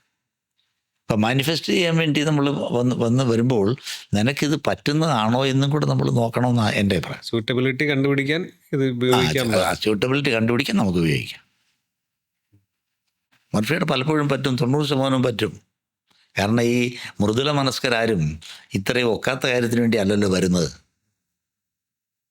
അവരെല്ലാം നിലവിലുള്ള ചില പ്രോബ്ലത്തിൽ നിന്ന് മാറുക, എനിക്ക് എൻ്റെ രോഗം മാറണം, അതൊക്കെ നമുക്ക് ഈസിയായിട്ട് പറ്റുന്നേ ഉള്ളല്ലോ. അതിന് റേക്കിയൊക്കെ ഏറ്റവും നല്ല മാർഗ്ഗങ്ങളാണ്. ഞാൻ റേക്കിയുടെ ഒരു ഗ്രാൻഡ് മാസ്റ്ററാണ്. ഞാൻ റേക്കിയൊക്കെ ചെയ്യാം, നല്ലതുകൊണ്ട് പരിപാടി ചെയ്യാൻ പറ്റും. അത് കുറച്ചുകൂടെ കോൺട്രവേഴ്സി ഇല്ല സാറേ, അതിനകത്തൊന്നും കോൺട്രവേഴ്സി ഇല്ല. കോൺട്രവേഴ്സി ആക്കുന്നത് ആൾക്കാർ. അതെങ്ങനെയാ അത് വരുന്നത്? എന്തോ റേക്കി എന്ന് പറഞ്ഞാൽ വളരെ എളുപ്പമല്ലേ. പ്രപഞ്ചത്തിലെ ഏതോ ഒരു ശക്തിയുണ്ട്, ആ ശക്തിയല്ലേ നമ്മളെയൊക്കെ നിലനിർത്തിയേക്കുന്നത്. അത് തന്നെയല്ലേ സൂര്യൻ്റെ ശക്തി എന്ന് പറയും, അതല്ലേ പരമാത്മാവ് എന്ന് പറയും. അത് നമ്മളെല്ലാം സംരക്ഷിക്കാൻ വേണ്ടി നമ്മൾ കണ്ടെത്തുക എന്നുള്ളതേ ഉള്ളൂ. അതിനാണ് അറ്റ്യൂൺമെൻറ്റ് കൊടുക്കുന്നത്. ഇത് വലിയ ക്യാൻവാസിൽ ഈ കാര്യങ്ങൾ കാണാൻ പറ്റാത്തതിൻ്റെ. കാരണം നമ്മളിപ്പോൾ ഇപ്പോഴത്തെ മെഡിക്കൽ സയൻസ് പറ്റിയേക്കുന്ന കുഴപ്പം, ഇപ്പോഴത്തെ നമ്മുടെ ഡെർമറ്റോളജിസ്റ്റ് പറയുന്നത് അവൻ്റെ തൊലിക്കൊന്നും ഒരു കുഴപ്പമില്ല. അതേപോലെ കിഡ്നി നോക്കുന്നവൻ പറയുന്നത് കിഡ്നിക്ക് യാതൊരു കുഴപ്പമില്ല. ലിവർ നോക്കുന്നവൻ ലിവറിന് ഒരു കുഴപ്പമില്ല, ഹാർട്ടിന് ഒരു കുഴപ്പം, പക്ഷേ പേഷ്യൻ്റ് വിൽ ഡൈ. ഓരോ ആളുകൾ അവരവരുടെ ഏരിയ മാത്രം നോക്കിയാൽ അതിൻ്റെ ഹോളിസ്റ്റിക് കൺസെപ്റ്റ് വേണ്ടേ. അതാണ് ഇതിലെല്ലാത്തിലും പറ്റിയേക്കുന്ന ഒരു ചെറിയ കുഴപ്പം. നമ്മൾ ഹോളിസ്റ്റിക് കൺസെപ്റ്റും വേണം, ബാക്കിയുള്ള അറിയാൻ. ഇതപ്പോൾ പറഞ്ഞു വരുന്നത് ബേസിക്കലി നമ്മൾ മനുഷ്യൻ്റെ ലിമിറ്റഡ് റിസോഴ്സസും ലിമിറ്റഡ് അറിവും വെച്ച് ഈ എൻറ്റയർ യൂണിവേഴ്സിനെ അണ്ടർസ്റ്റാൻഡ് ചെയ്യാൻ വരുന്നതിൻ്റെ അകത്തുള്ള പരിമിതികളാണ്. രണ്ടാമത് നമ്മൾ സാധാരണക്കാരന് ചെയ്യാവുന്നതെന്ന് പറഞ്ഞാൽ ഈ വിശ്വാസം വളരെ പ്രധാനമാണ്. മതവിശ്വാസികൾ ബാക്കിയുള്ളതാണെന്നുണ്ടെങ്കിൽ അവൻ ഏതിലാണോ വിശ്വസിക്കുന്നത് ആ വിശ്വസിക്കുന്നതിന് അനുഗുണമായിട്ട് എന്തെങ്കിലും പരിഹാരങ്ങൾ ബാക്കിയുള്ളത് ചെയ്തിട്ട് മുമ്പോട്ട് പോകണം. ഒരു ചാനൽ ഇല്ലെങ്കിൽ പോകാനൊക്കത്തില്ല. ഞങ്ങളൊരിക്കൽ പിന്നെ അമേരിക്കയിൽ ഒരിക്കൽ ട്രെയിനിങ് പോയ സമയത്ത് ഒരു റഷ്യൻ ദമ്പതികളാണ് അവർ ഞങ്ങളുടെ ഹോട്ടലിൻ്റെ അപ്പുറത്തിൽ. അവരൊന്ന് പറഞ്ഞത് can you advise a religion for us എന്നാണ് ചോദിച്ചു. ഞങ്ങൾക്കൊരു മതം നിങ്ങൾക്ക് ഉപദേശിക്കാൻ പറ്റുമെന്ന്. ഒരു മതമില്ല വളർന്നവരാ. നമ്മുടെ ഈ മൊറാലിറ്റിയും ധാർമ്മികതയും എല്ലാം പഴയ ഗോത്ര കാലഘട്ടങ്ങളിൽ നമ്മൾ ഡെവലപ്പ് ചെയ്യിച്ച ആരാ? മതങ്ങളല്ലേ. അതിനെ നമ്മളങ്ങ് മിസ്യൂസ് ചെയ്യുന്നുണ്ടല്ലേ. പൊളിറ്റിക്സിലും മിസ്യൂസ് ചെയ്യുന്നുണ്ട്. എല്ലാം എവിടെ മിസ്യൂസ് ചെയ്യാതെ? ആസ്ട്രോളജിയിലും മിസ്യൂസ് ചെയ്യുന്നു. ഈ മിസ്യൂസ് എന്ന് പറയുമ്പം ഏറ്റവും വലിയ മിസ്യൂസിൻ്റെ എക്സാമ്പിൾസ് എന്തൊക്കെയായിരിക്കും? അനാവശ്യമായിട്ട് പരിഹാരം ചെയ്യിക്കുക എന്നുള്ളതാണ് ആസ്ട്രോളജിയിൽ. സുദർശന ഹോമവും അനുബന്ധമായ കാര്യങ്ങളെല്ലാം ചെയ്യിച്ച് ശത്രുക്കളെല്ലാം സംഹരിക്കാമെന്ന് പറയുന്നു. ഇല്ല, പറ്റാത്ത കാര്യങ്ങളെല്ലാം പറയുന്നുണ്ട്. ഇന്ന പെണ്ണിനെ എനിക്ക് വേണം, അവളെ എൻ്റെ അടുത്ത് പോരാ, അത് ഞാൻ പറയാം, അത് ഇന്ന പെണ്ണിനെ എനിക്ക് വേണമെന്ന് ഞാൻ പരിഹാരം ചെയ്യിച്ച് കളയാമെന്ന് പറഞ്ഞു. ഞങ്ങളുടെ അടുത്ത് ഇവിടെ അടുത്തുള്ള ഒരു അസ്ട്രോളജർ ചെയ്യുന്ന പറഞ്ഞു. ഒരു സ്ത്രീ, പ്രായമുള്ള സ്ത്രീ വന്ന് പയ്യൻ്റെ കാര്യം നോക്കാൻ വന്നത്. അവനെന്താ ജോലിയെന്ന് ചോദിച്ചോ പറഞ്ഞു. അവന് ഈ മെയിൽ നേഴ്സാണ്. അപ്പോൾ അവന് ഒരു പെൺകുട്ടിയായിട്ട് വലിയ ഇഷ്ടമായിരുന്നു അവരുടെ വീടിൻ്റെ അടുത്ത്. അവളും അവർ രണ്ടുപേരും വെളിയിലെങ്ങാണ്ട് പോയിട്ട് തിരിച്ചു വന്നിട്ട് കല്യാണം കഴിക്കാമെന്ന് വിചാരിച്ചിരുന്നു. തിരിച്ചിപ്പോൾ വന്നു. ഇവിടെ തിരിച്ചു വന്നപ്പോഴത്തേക്ക് ആ പെൺകുട്ടിക്ക് അവനെ അവിടെ അത്ര ഇഷ്ടമില്ല. പക്ഷെ അവന് വലിയ ഇഷ്ടം. അവൻ ആ കല്യാണം കഴിക്കാത്തതുകൊണ്ട് അവന് തീരെ ഇഷ്ടമില്ല. അപ്പോൾ ഞാൻ പറഞ്ഞ അവൻ്റെ ജാതകമൊക്കെ നോക്കിയിട്ട് ചില കുഴപ്പങ്ങളൊക്കെ ഉണ്ട്, എനിക്ക് അവനെയും കൂടെ ഒന്ന് കാണാൻ പറ്റുമെന്ന് ചോദിച്ചു. ഞാൻ സാറിൻ്റെ അവരെയും കൂടെ വിളിച്ചേ പറയാം. അവൻ വരത്തില്ല സാറേ. എന്താ കാര്യം? അവനെ ജ്യോതിഷം എന്ന് പറഞ്ഞാൽ അവൻ കൊല്ലുന്നു. നമ്മൾ എന്തോ കാര്യം അത്? ഈ പെൺകൊച്ചുമായിട്ട് അവൻ പെൺകുട്ടിക്ക് അവനോട് ഇഷ്ടമല്ലാത്തതുകൊണ്ട് അടുത്തൊരു ജ്യോത്സ്യൻ്റെ അടുത്ത് ചെന്നപ്പോൾ ജ്യോത്സ്യൻ ഒരു 9 പാറക്കല്ല് മേടിച്ചുകൊണ്ട് വരാൻ പറഞ്ഞു. ചെറിയ ഉരുളം കല്ല് മേടിച്ചുകൊണ്ട് വന്ന് ഒരു 7 ദിവസം ജ്യോത്സ്യൻ വീട്ടിൽ വെച്ച് അത് എല്ലാം പൂജിച്ച് 10,000-75,000 രൂപയൊക്കെ മേടിച്ചിട്ട് ഇത് കൊണ്ടുവന്ന് ആ പെൺകുട്ടിയുടെ വീട്ടിൻ്റെ മുമ്പിൽ ഇടണം, അവൾ അറിയാതെ. എന്നിട്ട് ഇത് ക്രോസ് ചെയ്തിട്ട് അവൾ 7 ദിവസം സഞ്ചരിച്ച് കഴിഞ്ഞാൽ പെണ്ണ് നിൻ്റെ അടുത്തേക്ക് ഇനി വരും എന്ന് പറഞ്ഞ് അവൻ പൂർണ്ണമായിട്ട് വിശ്വസിച്ചിരുന്നു. പക്ഷേ 7 ദിവസം കഴിഞ്ഞപ്പോൾ ആ പെണ്ണും ജ്യോത്സ്യനും കൂടെ അങ്ങ് പോയത്. നടന്ന കാര്യം. അതുകൊണ്ട് ഇനി ഏത് ജ്യോത്സ്യനെ കണ്ടാലും ഞാൻ കൊല്ലുമെന്നാവും. നടന്ന കാര്യമാണ്. ഇങ്ങനെ നിങ്ങൾ അറിയാതെ, കാരണം ഈ അക്കിടി പറ്റുന്നവർ പലരും പുറത്ത് പറയത്തില്ല. അതേപോലെ വരുന്നുണ്ട് ഹൈസ്കൂൾ അധ്യാപിക ഏറ്റവും വലിയൊരു ജ്യോത്സ്യൻ്റെ അടുത്ത് ചെന്നിട്ട് ആരണ്ട് പറഞ്ഞ് ഇങ്ങനെ ആയുസിനും ഏതാണ്ട് കുഴപ്പമായിരിക്കും അവരുടെ ഹസ്ബൻഡിൻ്റെ. അവരതിന് പോയി നോക്കി, അയാളതെല്ലാം നോക്കിയിട്ട് പറഞ്ഞ് പരിഹാരമൊക്കെ ഇപ്പോൾ ഞാൻ ചെയ്തു തരാം, പക്ഷേ ഒരു 3 മാസത്തിനകം നിങ്ങളുടെ വീട്ടിൽ ഒരു മരണം കൂടെ നടക്കും എന്ന് പറഞ്ഞാൽ വിട്ടത്. അവർ തിരിച്ചു വന്ന് 3 മാസം കഴിഞ്ഞപ്പോഴത്തേക്ക് അവർ തന്നെ തലേ മണ്ണെണ്ണ ഒഴിച്ച് അവരങ്ങ് ചേർത്ത്. അപ്പോൾ അവരാലോചിച്ച് അങ്ങനല്ല, ആകെ 3 പേരേ ഉള്ളൂ ഈ വീട്ടിൽ. ഒന്ന് ഞാനും ഭർത്താവും ഭാര്യ. അപ്പോൾ ഞാനങ്ങ് ചാകുന്നില്ലല്ലോ, 2 പേരും ജീവിച്ചോട്ടെ. നടന്ന കാര്യം. അപ്പോൾ ഇങ്ങനെ ക്രിമിനൽ ഒഫൻസിന് ഈ വശംവദരാക്കാവുന്ന ഒരുപാട് കാര്യങ്ങൾ നാട്ടിൽ നടക്കുന്നുണ്ട്. ഇവരെ എല്ലാം സപ്പോർട്ട് ചെയ്യുന്നത് ഭരണത്തിൻ്റെ ഉന്നതങ്ങളിലുള്ള ആരെങ്കിലുമൊക്കെ കാണും, പറയാൻ കൊള്ളത്തില്ല. ഇപ്പോൾ തന്നെ ഞാൻ ഒരുപാടുണ്ട്. ഞാൻ അഖില കേരള ജ്യോതിഷമുള്ള ഒരാളാണ്. ഇപ്പോൾ തന്നെ ഇവിടെ നമ്മൾ ഒരുപാട് ഈ വലിയ വലിയ കാര്യങ്ങൾ പ്രസംഗിക്കുന്ന ആൾക്കാർ അവിടെ പോയി പൂമൂടൽ നടത്തുന്നുണ്ട്. 7 ദിവസം ഇത് അവിടെ പോയി പരിഹാരങ്ങൾ ചെയ്തിട്ടുണ്ട്. ഇനിയിപ്പോൾ ഞാൻ പറഞ്ഞാൽ അത് പൊളിറ്റിക്കലായി പോകുന്നുള്ളതുകൊണ്ട് ഞാൻ പറയുന്നില്ല. അത് ഇനി ഒരു ഒക്കേഷന് ഞാൻ പറയാം. നടത്തിയവർ ഇവരെല്ലാം രാജ്യവ്യാപകമായിട്ട് അവരുടെ അനുയായികളോടെല്ലാം ഇതിനെതിരായിട്ട് പ്രസംഗിച്ചിട്ട് സ്വന്തം കാര്യം വരുമ്പോൾ ഇത് മുഴുവൻ ചെയ്യുന്നവരാണ്. അപ്പോൾ ഏറ്റവും കൂടുതൽ കാപട്യം ഉന്നതങ്ങളിൽ വരെ നടക്കുന്ന ഒരു രംഗമായത്. അപ്പോൾ ഇത് മിസ്യൂസ് നമ്മുടെ ഇവിടെ മാത്രമല്ല, സാർവത്രികമായിട്ട് നടക്കുന്നുണ്ട്. കാരണം വേഗം കാര്യങ്ങൾ നടത്താൻ ലോജിക്കൽ മൈൻഡ് ഇല്ലാത്തവരുടെ ഒരു കാര്യം. ഇനി രണ്ടാമത് പറ്റിയിരിക്കുന്ന കുഴപ്പം ഈ സ്വന്തം രാഷ്ട്രീയ, എനിക്കറിയാം ഒരു വലിയ രാഷ്ട്രീയ പാർട്ടിയുടെ സംസ്ഥാന നേതാവാണ്, എൻ്റെ അധ്യാപകനായിരുന്നു. അദ്ദേഹത്തിൻ്റെ കുട്ടിയുടെ കല്യാണം ഞാൻ ജ്യോതിഷപരമായിട്ട് പുള്ളിയുടെ ഭാര്യയെ വിളിച്ച് കൗൺസിൽ ചെയ്യിച്ചിട്ടാണ് നടന്നേ. എന്നാൽ പുള്ളി രാജ്യത്തുള്ള എല്ലാ പുള്ളിയുടെ അനുയായികളെ കൊണ്ടും ജ്യോതിഷം തെറ്റാന്ന് പറയുന്ന ആളാണ്. സ്വന്തം വീട്ടിൽ നടപ്പാക്കാൻ പറ്റുന്നില്ല. അപ്പോൾ ഇത് കാപട്യത്തിൻ്റെ ഒരു വലിയ രംഗമായി വന്നേക്കും. ഇതിനകത്ത് സത്യം പറയുന്നവരുടെ എണ്ണം ക്രമാതീതമായിട്ട് കുറഞ്ഞു വന്നിരിക്കുകയാണ്. അതുപോലെ യൂട്യൂബിനകത്ത് വ്യാഴം മാറാൻ പോവാണ്, ഇത്ര അവർക്കൊക്കെ ആ വ്യൂവേഴ്സ് കൂടുതലുള്ളൂ. ഇത്ര ഒന്നും പറയാനില്ല. ആകായത്ത് ഖഗോളത്തിൻ്റെ ഡയമെൻഷൻ എനിക്ക് നിങ്ങൾക്കും അറിയാൻ വയ്യ. അവിടെ വേലിയൊന്നും കെട്ടിയിട്ടില്ല. ഒരു ഗേറ്റിൻ്റെ അടുത്ത് വ്യാഴം അപ്പുറത്തോട് ചാടിയാൽ പ്രത്യേക അതിനൊക്കെ ഇത് അവരുടെ ഈ ഇതൊക്കെ നോക്കിയെങ്കിലേ അറിയാൻ ഓരോരുത്തരുടെ ഇതൊക്കെ. അതുകൊണ്ട് ഒന്നാമത് യൂട്യൂബിലെ ജ്യോതിഷം വിശ്വസിക്കാതിരിക്കുക. അത് ഞാൻ പറഞ്ഞാലും വേറൊരാളും നമ്മൾ സാധാരണക്കാരും ചെയ്യേണ്ട കാര്യങ്ങളാണ് ഞാൻ പറഞ്ഞത്. ഈ വ്യക്തികളല്ലാതെ പ്രസ്ഥാനങ്ങളുടെ ഭാവി തീരുമാനിക്കാനോ അല്ലെങ്കിൽ അതെല്ലാം തീരുമാനിക്കാം സാറേ. ജ്യോതിഷം കൊണ്ട് എല്ലാം തീരുമാനിക്കാം. അത് ശരിയാകുമല്ലോ എന്നുള്ളതേ ഉള്ളൂ സംശയം. Any incident in this universe would have a reason and would have a future. ഏത് സംഭവം നടന്നാലും അതിന് മുൻപൊരു കാരണം കാണും, ഇനി വരാനുള്ള കാരണങ്ങൾ കാണും. അത് കണ്ടുപിടിക്കാൻ നമ്മൾ ചെയ്യുന്നേ. അതല്ലയോ ആരെങ്കിലും മരിക്കുന്ന സമയത്ത് മോശം നാളുകൾ മരിച്ചാൽ ഇന്നത് സംഭവിക്കുമെന്ന് പറയുന്നത് കേട്ടില്ല. തെറ്റെന്ന് പറയാനൊക്കെ അതില്ല. പക്ഷേ അടിസ്ഥാനപരമായിട്ട് നമ്മുടെ ധർമ്മം നമ്മൾ ചെയ്തിട്ട് ഇനി എന്തെങ്കിലും കുഴപ്പം വരുന്നെങ്കിൽ അതിനെ ലോജിക്കലായിട്ട് വേണം നേരിടാൻ. അപ്പോൾ ഇതിന് രണ്ട് മാർഗങ്ങളുള്ള എല്ലാ ആളുകളും ഈ ജ്യോതിശാസ്ത്രം ഭംഗിയായിട്ട് പഠിക്കാൻ ശ്രമിക്കുക വേണ്ടോ, എന്നിട്ട് വേണ്ടിടത്ത് മാത്രം നമ്മൾ ഉപയോഗിക്കുക.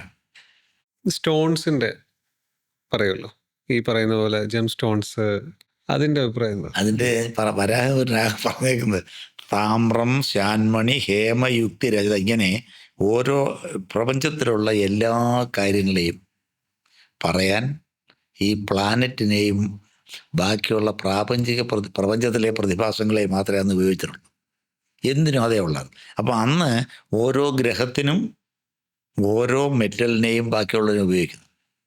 അപ്പോൾ ആ ഗ്രഹങ്ങളെ കൊണ്ട് എന്തെങ്കിലും ഡാമേജ് ഉണ്ടെങ്കിൽ ഈ മെറ്റലുകൾ കൊണ്ടുള്ള ഓർണമെൻറ്റ്സും ഒക്കെ വെച്ചാൽ പ്രയോജനം കിട്ടുമെന്നുള്ളൊരു വിശ്വാസം പലർക്കും ഉണ്ട്. അത് പ്രൂവൺ ആണോ? അത് തെറ്റാണെന്ന് പറയാൻ ഉള്ള റെക്കോർഡൊന്നും എൻ്റെ ഇല്ല. കാരണം നമ്മൾ ക്രിസ്റ്റൽസ് എന്ന് പറഞ്ഞ ഒരെണ്ണം റേക്കി പഠിക്കുന്നുണ്ട്. ക്രിസ്റ്റൽസ് എന്ന് അതിലെ ഫിലോസഫി എന്ന് പറഞ്ഞാൽ ക്രിസ്റ്റൽസിനകത്ത് നമ്മൾ എനർജി സ്റ്റോർ ചെയ്ത് വെക്കാമെന്ന് അതിൽ. അപ്പോൾ അത് തെറ്റാന്നും പറയാനൊക്കത്തില്ലോ. നമ്മളിപ്പോൾ അമോർഫസ് ഒക്കെ ഇല്ലേ, ഗ്യാസായി പോകുന്നത്. അപ്പോൾ അതിനകത്ത് ഈ മന്ത്രങ്ങൾക്ക് ക്രിയാശക്തി ഉണ്ടെന്ന് പറയുന്നത് പോലെ ഈ തരം മന്ത്രങ്ങൾ കൊണ്ട് ആ സ്റ്റോണെല്ലാം സ്ട്രോങ് ആക്കി വെച്ചാൽ പ്രയോജനം വരുമെന്നാണ് ഇവരുടെ വിശ്വാസം. പക്ഷേ അത് പ്രയോജനം വന്നതായിട്ടൊന്നും എനിക്കൊരു അനുഭവമില്ല, ഞാൻ ചെയ്തിട്ടുമില്ല. പിന്നെ അത്യാവശ്യക്കാർ വന്ന് ചോദിക്കാറുണ്ട് ഞാൻ ഏത് സ്റ്റോണാണ് ഉപയോഗിക്കേണ്ടത്.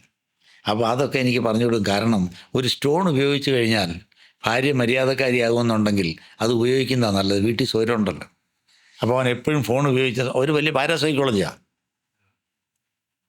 നമ്മളിത് എല്ലാം ഇത് നമ്മുടെ കൺസെപ്റ്റ് അല്ലേ. നമ്മൾ കാണുന്നത് എന്താ, പാരഡിൽ എന്താ, there is A colour which can be seen through your eyes. നിങ്ങളുടെ കണ്ണിൽ വെച്ചേക്കുന്ന ലെൻസിൻ്റെ കളറിലല്ലേ എല്ലാത്തിനെയും കാണൂ. ഈ കല്ല് വെച്ച് കഴിയുമ്പോൾ ഭാര്യ സദാചാര നിരതയാണെന്ന് ഇയാൾക്ക് തോന്നുന്നെങ്കിൽ അതുകൊണ്ട് എന്തോ തെറ്റ് അങ്ങ് തോന്നിക്കൊള്ളാൻ ഞാൻ പറയും, വെച്ചോളാൻ പറയും. സോ കല്ലല്ല അവിടെ പവർഫുൾ, നിങ്ങളുടെ മനസ്സാണ്. മനസ്സാണ്. അതാണ് ആത്മാസഹൈതി മനസ്സാ മനയിന്ന്. മനസ്സില്ലേ എല്ലാത്തിനെയും. Problem is how do you take A problem. ഈ കല്ല് ഒരു വലിയ മാഫിയ തന്നെ ഇല്ലേ, ഒരുപാട് ലക്ഷങ്ങൾ കല്ലിന് വേണ്ടി കാരണം ഒന്നാമത്തെ കാര്യം ഈ കല്ല് നമുക്ക് വളരെ വിലയേറിയതാണ്. പിന്നെ ഏത് കല്ലുകൾ ഏത് സ്റ്റാറുകൾക്ക് സ്യൂട്ടബിളാണ് എന്ന് ഈ ജ്യോതിഷത്തിൽ പറയുന്നുണ്ട്. അത് ഞങ്ങളൊക്കെ പലപ്പോഴും ഉപയോഗിക്കുന്നത് അഷ്ടമംഗല പ്രശ്നങ്ങളുമൊക്കെ വയ്ക്കുന്ന സമയത്ത് ബിംബും ബാക്കിയുള്ള കാര്യങ്ങളെല്ലാം ഏത് മെറ്റൽ കൊണ്ടാണ്, മെറ്റീരിയൽ കൊണ്ടാണ് എന്ന് കണ്ടെത്താൻ വേണ്ടിയാണ് ഞങ്ങളിത് ഉപയോഗിക്കുന്നത്. ഇന്ന ബ്രാസ് ആയിരുന്നു, എന്നാണ് കണ്ടെടുത്തത്. പക്ഷെ അത് വ്യക്തികളുടെ ജീവിതത്തിലും അവൻ ഇന്ന രത്നക്കല്ലാണ് അവൻ്റെ ഫോർച്യൂൺ തീരുമാനിക്കുന്നതെന്ന് പറഞ്ഞ് ഇപ്പോൾ ഒരു ശാസ്ത്രം ഒരുപാട് ഡെവലപ്പ് ചെയ്തിട്ടുണ്ട്. അതിൻ്റെ ഒറിജിനൽ ശാസ്ത്രത്തിൽ വരാഹമറ്റ് അത്രയും പറഞ്ഞിട്ടില്ല, ഓരോന്നിനേ ഉള്ളൂ. അത് കഴിഞ്ഞ് ഇപ്പോൾ ഒരു ഉദാഹരണം പറഞ്ഞാൽ ഈ കാർബൺ, ഇരുമ്പിനെ കുറിച്ച് പറയുന്നത് താമ്രം, ശാൻമണി, ഹേമയുക്തി, രജതാൻ, അങ്ങനെ അദ്ദേഹം പറഞ്ഞേക്കുന്നത്. അതിനകത്ത് ശനിയെക്കുറിച്ച് ഇരുമ്പിനെ കുറിച്ചാണ് പറയും. അപ്പോൾ ഒരാളിൻ്റെ വിവാഹത്തിന് തടസ്സമായിട്ട് ശനിഗ്രഹമാണ് നിൽക്കുന്നതെങ്കിൽ നീ ഇരുമ്പിൻ്റെ ഒരു വള ഇട്ടേക്കാൻ പറയാൻ ആൾക്കാർ ഇതാണോ തയ്യാറാവത്തില്ല. എന്തോ ചെയ്യും? ഈ ഇരുമ്പ് തന്നെ അല്ലെങ്കിൽ കാർബണോ ഇരുമ്പോ തന്നെ ഉണ്ടല്ലയോ നമ്മൾ വലിയ സ്വർണ്ണം ഉള്ളത്, ആ തരം അതിന് പറ്റിയ ഒരു സ്വർണത്തിൻ്റെ വളയങ്കിടാൻ പറയും. അപ്പോൾ ആ ഒരു വളയ്ക്ക് എത്ര വില വരും? അത് പ്രിസ്ക്രൈബ് ചെയ്യുന്ന ജ്യോത്സ്യനും അതിനകത്ത് ഒരു ഭാഗം വരുമ്പോൾ വലിയ മാഫിയ അല്ലേ? ഡോക്ടർമാരെ എല്ലാത്തിനും നമ്മൾ ഈ MRI സ്കാൻ ചെയ്യാൻ പറയുന്ന പോലെ തന്നെ MRI സ്കാൻ ഒന്നും വേണ്ടായിരിക്കും.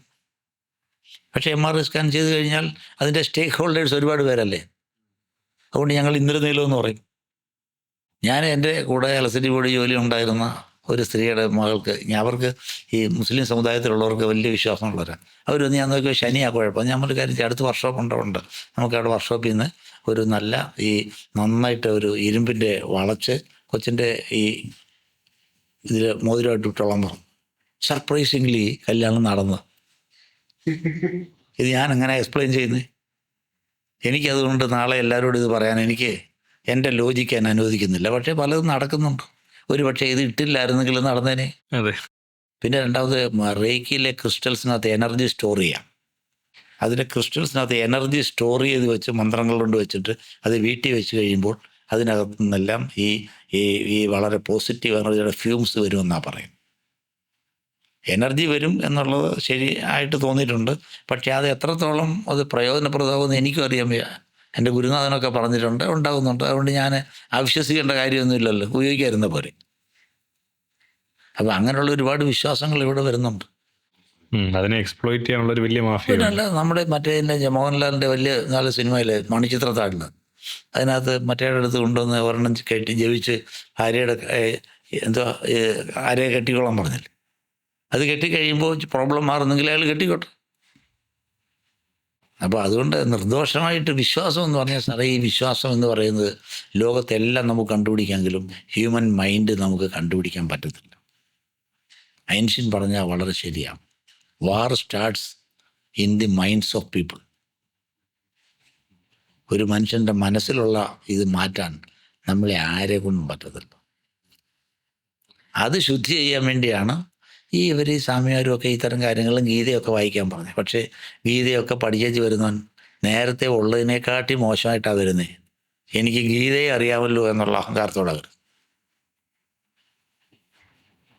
സപ്താഹങ്ങൾ ഇതൊന്നും അതിൻ്റെ പർപ്പസ് ഡിഫീറ്റ് ചെയ്യാം. ഈ പള്ളിയായാലും അമ്പലമായാലും ഒക്കെ അങ്ങനല്ലേ. അപ്പോൾ ഈ ക്രിസ്റ്റൽസിനെ ഒറ്റയടിക്ക് പറഞ്ഞാൽ ഈ ഇതിൻ്റെ ഈ കല്ലുകൾ കൊണ്ട് യാതൊരു പ്രയോജനവും ഇല്ല എന്ന് പറയാനുള്ള അറിവോ പ്രയോജനം ഉണ്ടെന്ന് പറയാനുള്ള അറിവോ ഒന്നും എൻ്റെ അനുഭവത്തിൽ കൂടി നമുക്ക് കിട്ടിയിട്ടില്ല. ഞാൻ ആർക്കും ഈ കല്ല് പ്രിസ്ക്രൈബ് ചെയ്തിട്ടില്ല. പല ജ്വല്ലറിക്കാരും വന്ന് പറഞ്ഞിട്ടുണ്ട് ഇത് പ്രിസ്ക്രൈബ്. അവരൊക്കെ കൊമേഴ്ഷ്യലായിട്ട് പറയാം. ഞാൻ പറഞ്ഞത് വേണ്ട, നമുക്കത് പറ്റുന്നില്ല. എല്ലാവരെയും ആക്ഷേപിക്കാറൊന്നും പറഞ്ഞിട്ട് നമ്മളെ കൊണ്ട് പറ്റത്തില്ല. പറഞ്ഞു for every action there is an equal and opposite reaction. ഞാനിപ്പോൾ ഒരാളെ വിളിച്ച് കൊച്ചിൻ്റെ കല്യാണം നടക്കാൻ ഒരുപാട് താമസം വരുന്നുണ്ട്, നിങ്ങളൊരു ഇന്ദ്രനീലം വെച്ചാൽ പറ്റുമെന്ന് പറഞ്ഞാൽ അവർ ഒരുപാട് പേര് വെക്കും. അവസാനം കുട്ടിയുടെ കല്യാണം നടന്നില്ലെങ്കിൽ അതിൻ്റെ പാപം ആര് സഹിക്കും? അപ്പോൾ അതുകൊണ്ട് ഇത് നമ്മൾ ഒരുപാട് പേരുടെ ഞാൻ അഡ്വൈസ് ചെയ്യാറില്ല. ഇപ്പോൾ അതൊരു ജമ്മോളജി എന്ന് പറഞ്ഞ സബ്ജക്റ്റൊക്കെ ഉണ്ടാക്കിയിട്ടുണ്ട്. ഇപ്പോൾ ഓളജി പറഞ്ഞാൽ എല്ലാ സബ്ജക്റ്റ് ആവുമല്ലോ, ഇല്ല? സ്റ്റോണോളജി, നമ്മുടെ വാസ്തു അങ്ങനെയുള്ള കാര്യങ്ങളൊക്കെ പോവുകയാണെങ്കിൽ ആ വാസ്തു പഠിച്ചിട്ടുണ്ട്, പഠിപ്പിക്കാനും പോകാറുണ്ട്. വാസ്തുവിലൊക്കെ സാറേ ഇതൊക്കെ ഒരു ഡിസ്ക്രീറ്റ് സയൻസ് അല്ല. നമ്മൾ ഇതിനകത്ത് ഒരു സ്കേപ്പ് ഗോട്ട് തിയറിയാണ് ഇതിനകത്തെല്ലാം സൈക്കോളജിക്കലായിട്ട്. എന്താ സ്കേപ്പ് ഗോട്ട് തിയറി എന്ന് പറഞ്ഞാൽ, രണ്ട് വലിയ ആളുകൾ തമ്മിൽ ഒരു മത്സരം നടക്കുമ്പോൾ അതിൻ്റെ കോംപ്രമൈസ് വരണമെങ്കിൽ ഏതെങ്കിലും ഒരു സ്കേപ്പ് ഗോട്ട് വേണ്ടേ.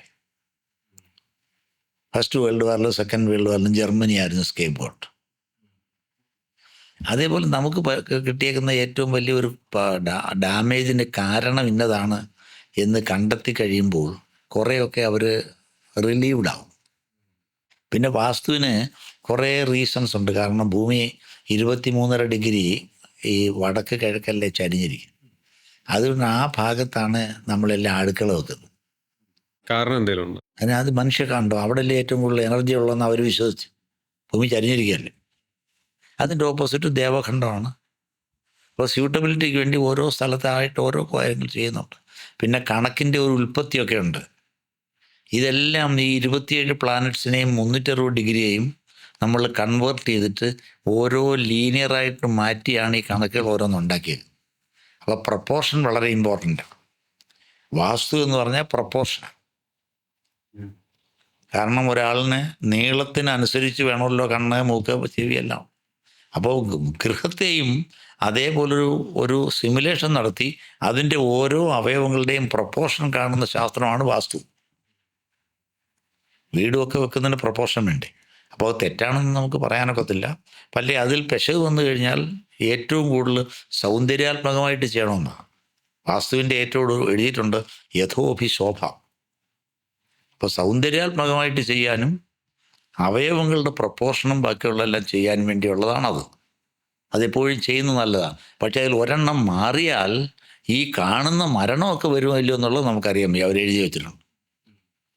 അതിലെന്തൊക്കെയായിരിക്കും ഈ വാസ്തു പ്രകാരം ചെയ്യുന്നതുകൊണ്ടുള്ള ബെനിഫിറ്റ് എന്താ? വാസ്തുപ്രകാരം ചെയ്താൽ സൗന്ദര്യം കൊണ്ടല്ലേ നമ്മളെല്ലാം നിൽക്കുന്നത്.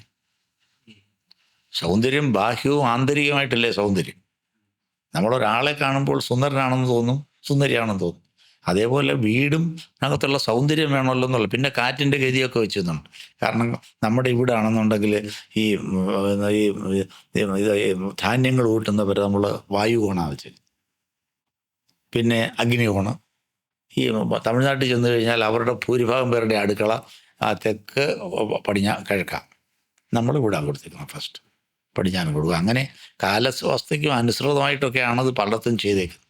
പക്ഷെ ഇപ്പം ഇന്നത്തെ കാലത്ത് ഇപ്പം കുറേ സ്ഥലപരിമിതികളുള്ള സമയത്ത് ഈ വാസ്തു നോക്കി വീട് പണിയാൻ മിക്കവാറും പറ്റാറില്ല. പറ്റണമെന്ന് നിയമമില്ല. അല്പക്ഷേത്ര വിധി എന്ന് പറഞ്ഞ് വേറെ ഒരുപാട് നിയമങ്ങളുണ്ട്. അതെ, പക്ഷെ അത് അങ്ങനെ ചെയ്തില്ല എന്ന് പറഞ്ഞ ഒരുപാട് പ്രശ്നങ്ങൾ നാട്ടുകാർ.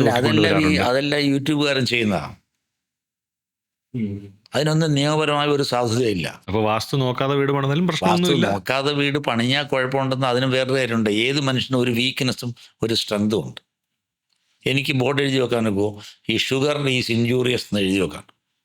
ഷുഗർ ഈസ് ഇൻജൂറിയസ് എന്ന് നമ്മൾ എഴുതി കഴിഞ്ഞാൽ ഈ ഷുഗർ ഉള്ളവന് ഇൻജൂറിയസ് ആവും, ഷുഗർ ഇല്ലാത്തവനാണെങ്കിലോ. അപ്പോൾ ഭഗവാൻ എല്ലാവരും സൃഷ്ടിച്ചേക്കുന്ന പ്രപഞ്ചം ഒരു വീക്ക്നെസ്സും ഒരു സ്ട്രെങ്തുമായിട്ടാണ്. വീട് വീക്ക്നെസ് ആയിട്ടുള്ളവനാണെങ്കിൽ അവൻ വീടിൻ്റെ കാര്യം വളരെ ശ്രദ്ധിക്കണം. അതുകൊണ്ടാണ് ചില ആളുകൾ പറയുന്നത്, എൻ്റെ ഈ ഭാഗത്തെ കിണർ മാറ്റി കഴിഞ്ഞപ്പോൾ ഞാൻ രക്ഷപ്പെട്ടു.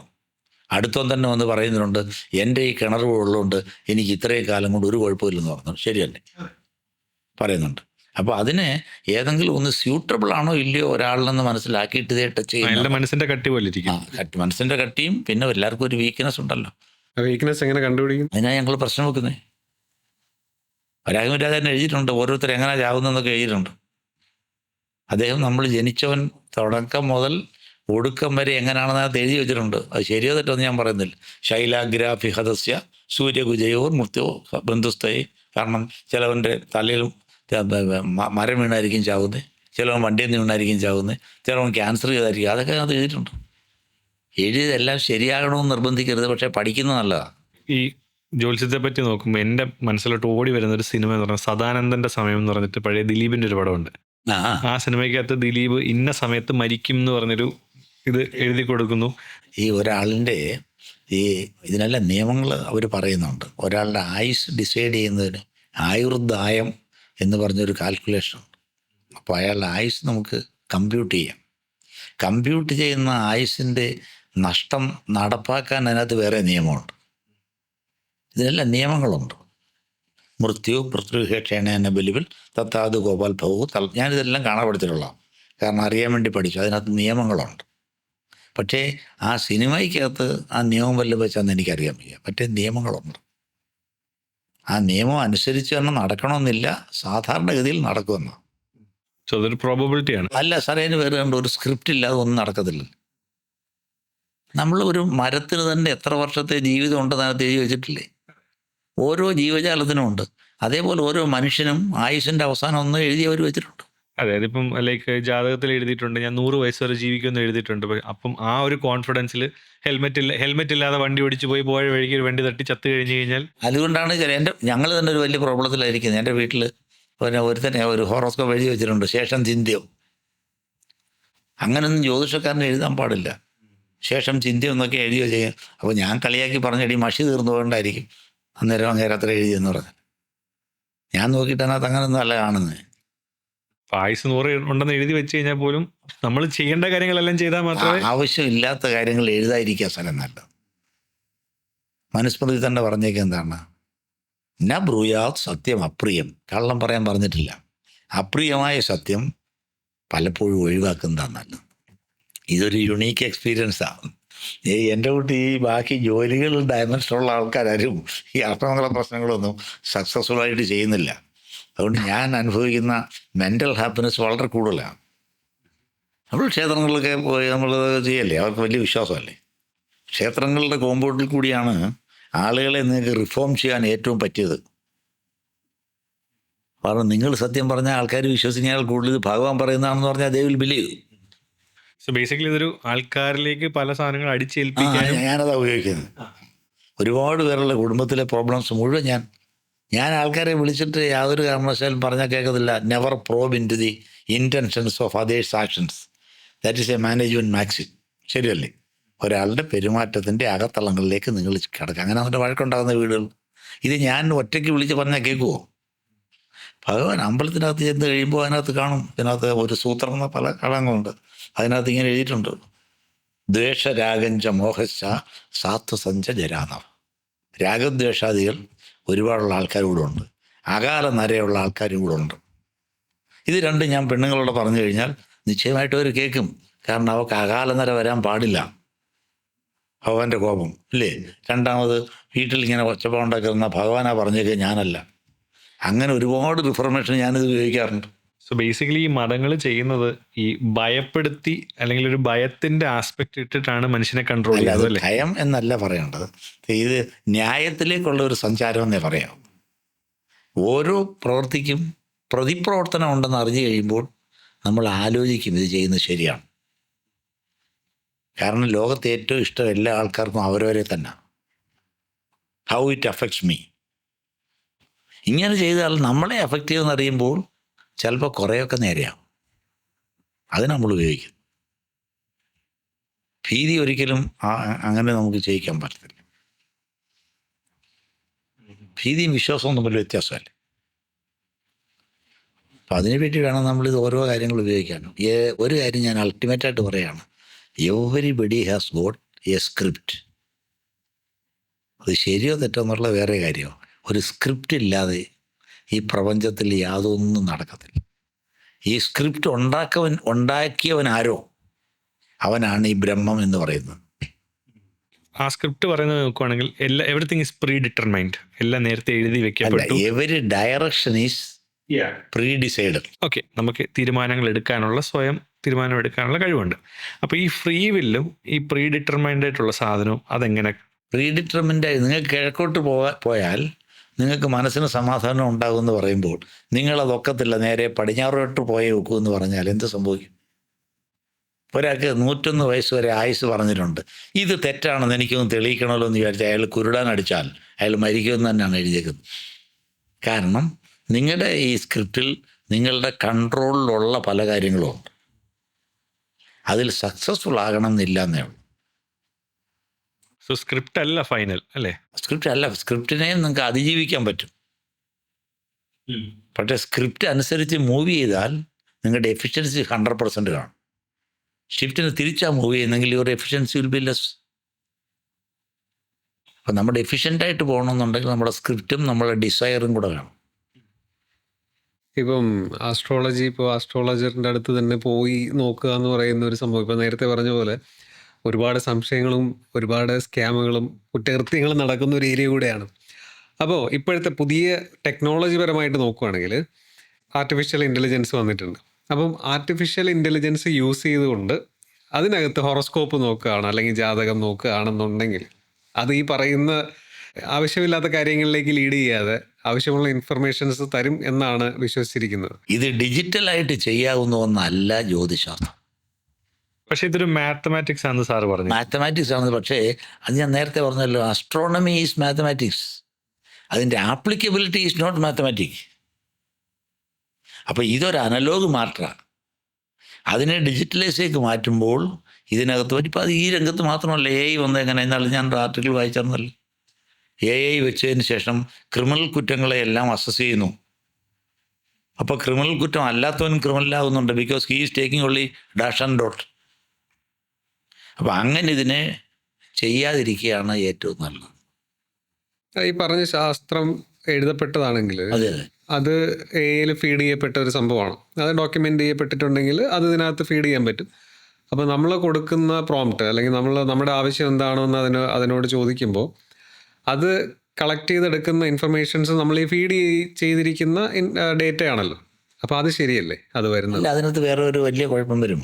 കാരണം അത് നിങ്ങൾ മനസ്സിലാക്കേണ്ടത്, അതിപ്പോൾ നിങ്ങളെല്ലാം എൻജിനീയേഴ്സ് അല്ലേ. ഞാൻ ഈ ഇൻ്റർവ്യൂവിനൊക്കെ ചെയ്യാം, IIMലൊക്കെ പോകുന്ന സമയത്ത് പറ്റുന്ന കുഴപ്പം, engineers are not good managers. എന്താണ് മാനേജ്മെൻറ്റ്? എന്താണ് എൻജിനീയറിങ്? മാനേജ്മെൻറ്റ് എൻജിനീയറിങ്ങിൽ ഒരു ചോദ്യത്തിന് ഒരു ഉത്തരം മാത്രമേ ഉള്ളൂ. ഫാമിലി മാനേജ്മെൻറ്റിൽ ഇലക്ട്രോണിക്സ് ആൻഡ് കമ്മ്യൂണിക്കേഷൻ എഞ്ചിനീയറും IT എഞ്ചിനീയേഴ്സുമാണ് ഏറ്റവും അഡ്ജസ്റ്റബിലിറ്റി കുറവുള്ളവർ. മാനേജ്മെൻറ്റിൽ same problem can be solve in different ways. അത് AIക്ക് കണ്ടുപിടിക്കാൻ ഒക്കത്തില്ല. അവിടാണ് AIയുടെ ലിമിറ്റേഷൻ. അതുകൊണ്ടാണ് ഈ AI ഒരുപാട് ഡെവലപ്പ് ചെയ്ത് കഴിയുമ്പോൾ സ്നേഹം കുറഞ്ഞു വരും. Love and affection is not susceptible of detail measurement. അരമണിക്കൂർ ഭാര്യയുടെ കൂടെ കിടക്കാനും തീരുമാനിച്ചു. അരമണിക്കൂർ കഴിഞ്ഞപ്പോൾ suppose the process is not completed, your AI will immediately come back. അപ്പോൾ ഇതിനകത്ത് AI ഉപയോഗിക്കാതിരിക്കുകയാണ് ഏറ്റവും നല്ലത്. ഡിജിറ്റലൈസേഷന് കൊണ്ട് ഉപയോഗിക്കാൻ പാടില്ല. അതുകൊണ്ട് ഒരിക്കലും ശരിയാവാൻ സാധ്യതയില്ല എൻ്റെ കയ്യിൽ. അങ്ങനെ വരുമ്പോഴാണ് ഇപ്പോൾ ഈ കാണുന്ന കമ്പ്യൂട്ടർ ചോയ്സും അത് വെച്ചുള്ള ക്രിമിനൽ ആക്ടിവിറ്റീസും ഒക്കെ വരും. അതിനകത്ത് എവിടെയെങ്കിലും എഴുതി വെച്ചേക്കും, കാരണം ഇവൻ ഇങ്ങനെ ആവാൻ സാധ്യതയാണ്. ഉദാഹരണം പറയാം, ഈ ജാരസന്തതി ആകാൻ സാധ്യതയുള്ളതിനെ കുറിച്ച് അതിനകത്ത് എഴുതി വെച്ചിട്ടുണ്ട്. ന ലഗ്നമിന്ദും ച ഗുരും നിരീക്ഷിതേ നവാ ശശാങ്കോ രവിണാസമാഗത സ ഭാവവർക്കേണ യുധോധവാ ശശി പരേണ ജാതം. മറ്റുള്ളവന് എനിക്ക് ജാരസന്തതിക്കുള്ളല്ലോ, പക്ഷേ അതിൻ്റെ താഴെ എഴുതിയിട്ടുണ്ട് ഇതിന് 70 എക്സെപ്ഷൻസ് ഉണ്ട്. അപ്പോൾ ആദ്യം മനസ്സിലാക്കേണ്ട, astrology is A science of exceptions. ഇദ്ദേഹം ചോദിച്ച ചോദ്യത്തിൻ്റെതാ, ഇതിനകത്തുള്ള നിയമങ്ങളെല്ലാം അതേപോലെ ഫീഡ് ചെയ്ത് ഉപയോഗിക്കാവുന്ന ശാസ്ത്രമല്ല ഇത്. അതുകൊണ്ടാണ് ഗുരുവിൻ്റെ അടുത്ത് പോയി പഠിക്കണമെന്ന് പറയും. ഇതിനകത്ത് ഏതെല്ലാം ഉപയോഗിക്കാൻ പറ്റും ഉപയോഗിച്ചു. അതുകൊണ്ട് AI ഇതിനകത്ത് വന്നാൽ ഇതാകെ തകരാറില്ലാത്ത. അപ്പോൾ എൻ്റെ ഗുരുനാഥൻ തമാശയുള്ളൊരു കഥ പറയുന്നു. അപ്പോൾ ഒരു ഗുരു ശിഷ്യനും കൂടെ രോഗം അറിയാൻ പോയി. അന്നത്തെ കാലത്ത് രോഗം ഡോക്ടറല്ലോ. അവിടെ ചെന്നപ്പോൾ രോഗിക്ക് നേരത്തെ ഗുരു മരുന്ന് കൊടുത്തെന്ന് നോക്കിയപ്പോൾ ഇവൻ്റെ രോഗം കൂടിയിരിക്കുന്നു. അപ്പോൾ ഗുരു ചോദിച്ചു അവനോട്, നിങ്ങൾ ഈ രോഗിക്ക് ഓറഞ്ച് കൊടുത്തോ? ഗുരു ചോദിക്കാം. അപ്പോൾ വീട്ടുകാർ പറഞ്ഞ ഒരു ഓറഞ്ച് അവൻ അത്യാവശ്യം ഇതാ കൂടിയത്. അപ്പോൾ ശിഷ്യന് മനസ്സിലായില്ല ഇയാൾ എന്താ ചോദിച്ചത്. ഇറങ്ങി പുറത്ത് വന്നപ്പോൾ ശിഷ്യൻ ചോദിച്ചു, സാറേ ഇത് ഗുരു എന്താണ് ഈ ഓറഞ്ച് കൊടുത്തതെന്ന് ചോദിച്ചു. എന്തോ അതിൻ്റെ ലക്ഷം? ഉണ്ടെങ്കിലിടാ മണ്ടച്ചാരേ, നീ അവൻ്റെ കട്ടിലിൻ്റെ താഴെ നോക്കി ഓറഞ്ചിന് തൊലി കിടക്കുന്ന കണ്ടില്ലയോ? അപ്പോൾ എല്ലാ സിറ്റുവേഷനും വാച്ച് കിട്ടേ പോകാവുന്നതാണ്. അടുത്ത തവണ ശിഷ്യൻ മാത്രം ചെന്ന് അയാളോടൊക്കെ നോക്കി, നിങ്ങൾ ഈ രോഗിക്ക് കച്ചി കൊടുത്തു. കാരണം അവൻ നോക്കിയപ്പോൾ അതിൻ്റെ കീഴിൽ കച്ചിയാണ് കിടക്കുന്നത്. ഇതുപോലെ ആയി പോവും AI വെച്ച് ചെയ്താൽ. അതുകൊണ്ട് ഇത് AIക്ക് ഉൾക്കൊള്ളാൻ പറ്റുന്ന ഒരു ശാസ്ത്രം അല്ല. അത് ആസ്ട്രോണമി പറ്റും. പക്ഷെ അത് വെച്ച് അവൻ്റെ ഫെയ്റ്റ് നിങ്ങൾ പറഞ്ഞാൽ 100% ഒരിക്കലും ശരിയാണ്. ഈ അടൂർ ഭാഗത്ത് ഒരു സ്ഥലത്ത് ഒരു അത്ര സമ്പന്നല്ല അവരുടെ വീട്ടിൽ ഒരു വലിയ പ്രോബ്ലം വന്നേക്കാണ്. അത് വന്നത് അവരുടെ TV ഒക്കെ തന്നെ പൊട്ടുന്നു. എപ്പോഴും കല്ലൊക്കെ അതിൻ്റെ മണ്ടയ്ക്ക് വന്ന് വീഴുന്നു. രാത്രിയിലൊന്നും അവർക്ക് അവിടെ കഴിയാൻ പറ്റത്തില്ല, വലിയ കുഴപ്പമൊക്കെ ആയിട്ടു.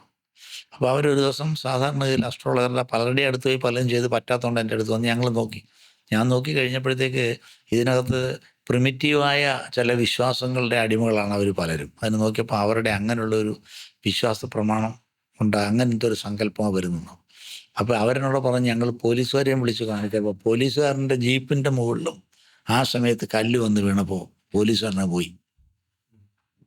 അപ്പോൾ ഞാൻ അവിടെ പോയി പ്രശ്നം വെച്ചു. പക്ഷേ ഭാഗ്യത്തിന് ഞാൻ പ്രശ്നം വെച്ചപ്പോൾ എൻ്റെ മണ്ടയ്ക്കൊന്നും വീണില്ല. അതുകൊണ്ട് വേറെ കുഴപ്പമില്ലെന്ന് പറയാനൊക്കത്തില്ല. അത് കഴിഞ്ഞ് ഞാനപ്പോൾ ഇതിനകത്തൊരു പരിഹാരം ചെയ്യാൻ പറ്റുന്ന ഒരു തിരുമേനിയെ വിളിച്ചിട്ട് ഞങ്ങൾ അവിടുത്തെ നമ്മൾ കുട്ടിച്ചാത്തൻ വിച്ച് എന്നെല്ലാം പറഞ്ഞ് ഈ അസ്ട്രോളജിക്കകത്ത് കൺസെപ്റ്റുകളുണ്ട്. അപ്പോൾ അങ്ങനെ കുട്ടിച്ചാത്തൻ എന്ന് പറയുന്ന ഒരു സങ്കല്പത്തെയാണ് അതിനെ ആവാഹിച്ച് മാറ്റുക എന്നെല്ലാം പറഞ്ഞ് ചില കാര്യങ്ങളൊക്കെയുണ്ട്.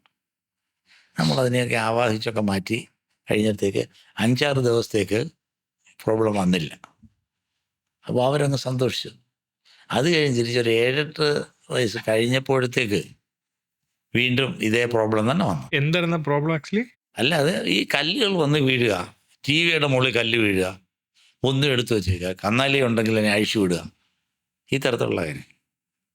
അത് കഴിഞ്ഞ് രണ്ടാമത് കുറച്ചും കൂടെ കഴിഞ്ഞ് ഞങ്ങൾ ഒരിക്കൽ കൂടെ ഞങ്ങൾ നോക്കി കഴിഞ്ഞപ്പോൾ എനിക്ക് നോക്കിയപ്പോൾ അതിനകത്ത് നമുക്കൊരു കൾപ്രിറ്റിനെ കിട്ടി. ഇവർ ഈ കൗള സമ്പ്രദായം എന്ന് പറഞ്ഞൊരു സമ്പ്രദായമുണ്ട്. നമ്മുടെ കാവുകൾ അവിടെയൊക്കെ നിങ്ങളില്ലേ അപ്പൂപ്പൻ അമ്മൂമ്മ എന്നൊക്കെ പറഞ്ഞുള്ള സങ്കല്പങ്ങൾ. അങ്ങനെ ഒരു സ്ത്രീ ആ വീട്ടിലുണ്ട്. അവർ വലിയ വിശ്വാസിയാണ്. അപ്പോൾ അവർ ഞങ്ങൾ നേരത്തെ പരിഹാരം ചെയ്തപ്പോഴത്തേക്ക് അവർ ഓച്ചറ അമ്പലത്തിൽ ഭജനം പാർക്കാനങ്ങ് പോയി. ആ 3-4 ദിവസത്തേക്ക് ഇല്ലായിരുന്നു. രണ്ടാമത് വീണ്ടും അവർ വന്നപ്പോഴാണ് ഇത് തുടങ്ങിയത്. അത് കഴിഞ്ഞപ്പോഴത്തേക്കാണ് നമുക്ക് ഇതായിരിക്കും മനസ്സിലായെന്ന് പറഞ്ഞ് പിന്നെ ആ തിരുമേനി വന്ന് അവരെയും കൂടെ അവിടെ ഇരുത്തി ഈ തരത്തിലുള്ള ചില ഹോമങ്ങൾ അത് ഒഴിച്ചു മാറ്റലും കൂടെ നടന്നു കഴിഞ്ഞതിന് ശേഷം പിന്നെ വന്നിട്ടില്ല. അപ്പോൾ ഈ ബാധ ഒഴിപ്പ് എന്ന് പറയുന്നത് ചില സമയത്തൊക്കെ നടക്കുന്നു എന്നുള്ളത് തെറ്റാണെന്ന് പറയാൻ നമുക്ക് പറ്റുന്നില്ല. മണിച്ചിത്രത്താഴിൽ ഒരുപക്ഷെ പറഞ്ഞ പോലെ അസാധാരണമായ വേഗത മാജിക്കുകാർക്ക് വന്നതുപോലെ ഈ സ്ത്രീക്ക് നേരത്തെ വന്നതാണോ ഇതുകൊണ്ട്? ഏത് മണിച്ചിത്രത്താഴ്? ആ മണിച്ചിത്രത്താഴിലെ അസാധാരണ വേഗതയിൽ ആ സ്ത്രീ വർക്ക് ചെയ്തതല്ലേ നമുക്ക് കാണാം. മാജിക്കാരങ്ങനല്ലേ പലതും.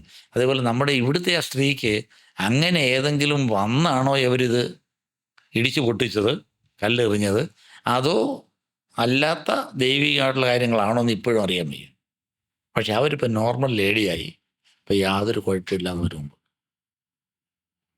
പിന്നെ പലപ്പോഴും നമുക്ക് ഉപയോഗിക്കാൻ പറ്റുന്നത് ഈ ചില സ്ത്രീകൾക്ക്, ചെറുപ്പക്കാരികൾക്ക് ചില അപജയങ്ങൾ സദാചാരപരമായിട്ട് വരാറുണ്ട്.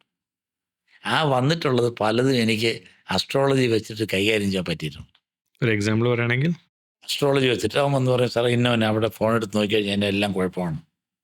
അത് നമ്മൾ വായിച്ചതിന് ശേഷം നോക്കിയിട്ട് നമ്മൾ സർട്ടിഫൈ ചെയ്താൽ മതി, ഇവർക്ക് കുഴപ്പമൊന്നുമില്ല ഒക്കെ ചുമ്മാ പറയും. എന്നിട്ട് അവളെ വിളിച്ച് നമ്മൾ പറയും, നിൻ്റെ കയ്യിരിപ്പെല്ലാം ഇതിനകത്ത് ഉണ്ടായിരുന്നു, ഇനി മേലെ നീ അതിന് പോകരുതെന്ന് പറയുമ്പോൾ അവരെ കറക്റ്റ് ചെയ്യാൻ പറ്റിയിട്ടുണ്ട്. പിന്നെ രണ്ടാമത് ഈ പിള്ളേരുടെ കല്യാണങ്ങൾ എനിക്ക് ഒരുപാട് കൈകാര്യം ചെയ്യാൻ പറ്റിയിരുന്നു. ഇവൾ പ്രേമിച്ചാണ് കല്യാണം കഴിക്കാൻ വിധിയുള്ളത് എന്ന് തന്തയെ ബോധ്യപ്പെടുത്തി കഴിയുമ്പോൾ കല്യാണം നടന്നു.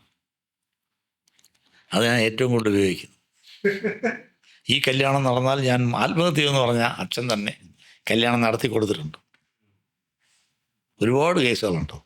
പക്ഷെ അത് കള്ളമല്ല. ജാതകം നോക്കിയാൽ അറിയാം. ഇഷ്ടപ്പെട്ട കല്യാണം നടത്താൻ സാധ്യതയുള്ള ധാരാളം ജാതകങ്ങൾ കണ്ടാൽ അറിയാം. അത് നന്നായിട്ട് പഠിച്ചെങ്കിലേ അറിയാൻ.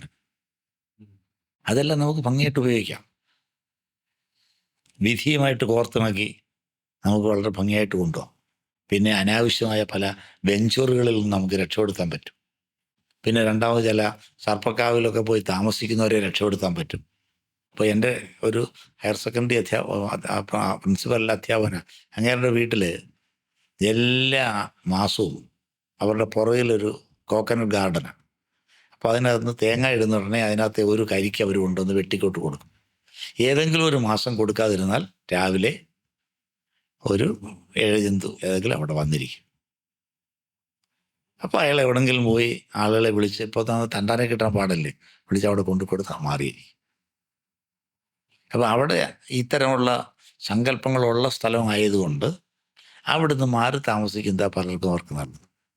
അങ്ങനെയുള്ള പല സ്ഥലങ്ങളിലും നമുക്ക് രക്ഷപ്പെടുത്താൻ പറ്റിയിട്ടുണ്ടാവും. ഇതിനൊക്കെ നമുക്ക് എക്സ്പ്ലെയിൻ ചെയ്യാൻ പറ്റാത്ത ലോജിക്കുള്ളതാണ്.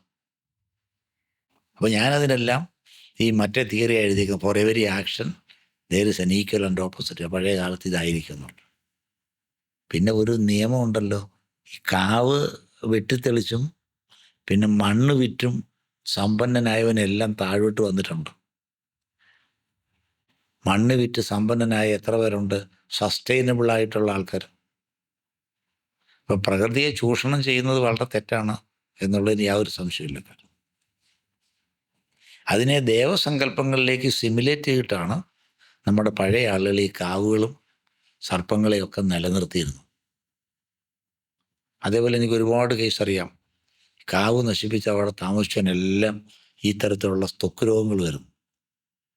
എങ്ങനെ വരുമെന്ന് എനിക്കിപ്പോഴും അറിയാൻ വയ്യ. പിന്നെ ചില സ്ഥലങ്ങളിലൊക്കെ താമസിക്കുമ്പോൾ ഗതി പിടിക്കാത്തവർ, അങ്ങനെയൊക്കെ ധാരാളം കാര്യങ്ങളുണ്ട്. അതെല്ലാം പ്രപഞ്ചത്തിലെ പ്രതിഭാസമായിട്ട് നമ്മൾ ബന്ധപ്പെടുത്തുക എന്നുള്ളതേ ഉള്ളൂ. അത് മാത്രമല്ല, ഡിസ്ക്രീറ്റായിട്ട് കണ്ടുപിടിക്കാൻ കഴിയാത്ത പല കാര്യങ്ങളും ഇല്ലേ. അത് ഈ ചിന്താതരംഗങ്ങൾക്ക് ക്രിയാശക്തിയുണ്ട്. അത് ഏത് ലെവൽ വരെ ഉണ്ടെന്ന് നമുക്കറിയാൻ വയ്യ. അതുകൊണ്ടാണല്ലോ ചിലതൊക്കെ നമ്മളിങ്ങനെ ഈ ശാപം വരുന്നുണ്ട്, ചിലരുടെ താമസിച്ചാലെന്നൊക്കെ പറഞ്ഞ് നെഗറ്റിവിറ്റിയൊക്കെ വരുന്നതായിരിക്കാം. ഒരാളുടെ ശരീരത്തിൽ നിന്നോ മനസ്സിൽ നിന്നോ കണ്ണിൽ നിന്നോ ഈ നമുക്ക് പുറത്തേക്ക് എടുക്കുന്ന നെഗറ്റിവിറ്റി അളക്കാൻ നമ്മുടെ കയ്യിലൊന്നും ഇല്ലല്ലോ. അതിൽ ചിലതെല്ലാം കണ്ടുപിടുന്നു എന്ന് പറയുന്നു. ഇതൊന്നും തെറ്റാന്ന് തെളിയിക്കാൻ നമ്മുടെ കയ്യിലില്ല. ശരിയാണെന്ന് നമുക്ക് അറിയത്തില്ല. അപ്പോൾ നമ്മൾ അടച്ചെങ്കിൽ രാഷ്ട്രീയക്കാരുടെ കൂട്ട് നമുക്ക് പറയാനും ഒക്കത്തില്ല. ഞാനിതെല്ലാം വിചാരിച്ചേക്കുന്നത് പ്രകൃതിക്കൊരു താളമുണ്ട്. ആ താളം നമ്മുടെ കണ്ണിൽ പെടുകയാണെങ്കിൽ നമ്മൾ പറയുന്നത് ശരിയായിരിക്കും. മറ്റു ജീവജാലങ്ങൾക്കുള്ള പോലെ നമുക്കൊരു ശീലമില്ലേ. നമ്മുടെ കൂടെ താമസിക്കുന്നവർക്കൊക്കെ നമ്മുടെ ശീലം അറിയാമല്ലോ. അതേപോലെ കല്യാണം കഴിക്കാൻ പോകുമ്പോൾ ഞാൻ രണ്ടുപേരും കൂടെ നേരത്തെ തന്നെ ഹോറോസ്കോപ്പ് ഒന്നായി പറഞ്ഞു, ഇവൻ ഇങ്ങനെയാണ്. ഈ ജോലിയുള്ള പുരുഷനും IT ജോലിയുള്ള പുരുഷനും ഈ ജോലി ഇല്ലാത്ത പെൺകുട്ടികളൊക്കെ ആണെങ്കിൽ, ഇച്ചിരി സമ്പന്നരായ വീട്ടിൽ നിന്ന് വരുന്ന പെൺകുട്ടികളാണെങ്കിൽ ഇവനെ കാത്തിരിക്കും. അവൾ 5:30 മണിക്ക് സിനിമയ്ക്ക് പോകാൻ വരും എന്ന് കാത്തിരിക്കും. ഇവൻ 5:30ക്കും 6:00നും 7:30ക്കും വരത്തില്ലെങ്കിൽ അന്ന് മുതൽ ബഹളം. അതൊക്കെ നേരത്തെ അറിഞ്ഞിരുന്നാൽ നല്ലതാണ്.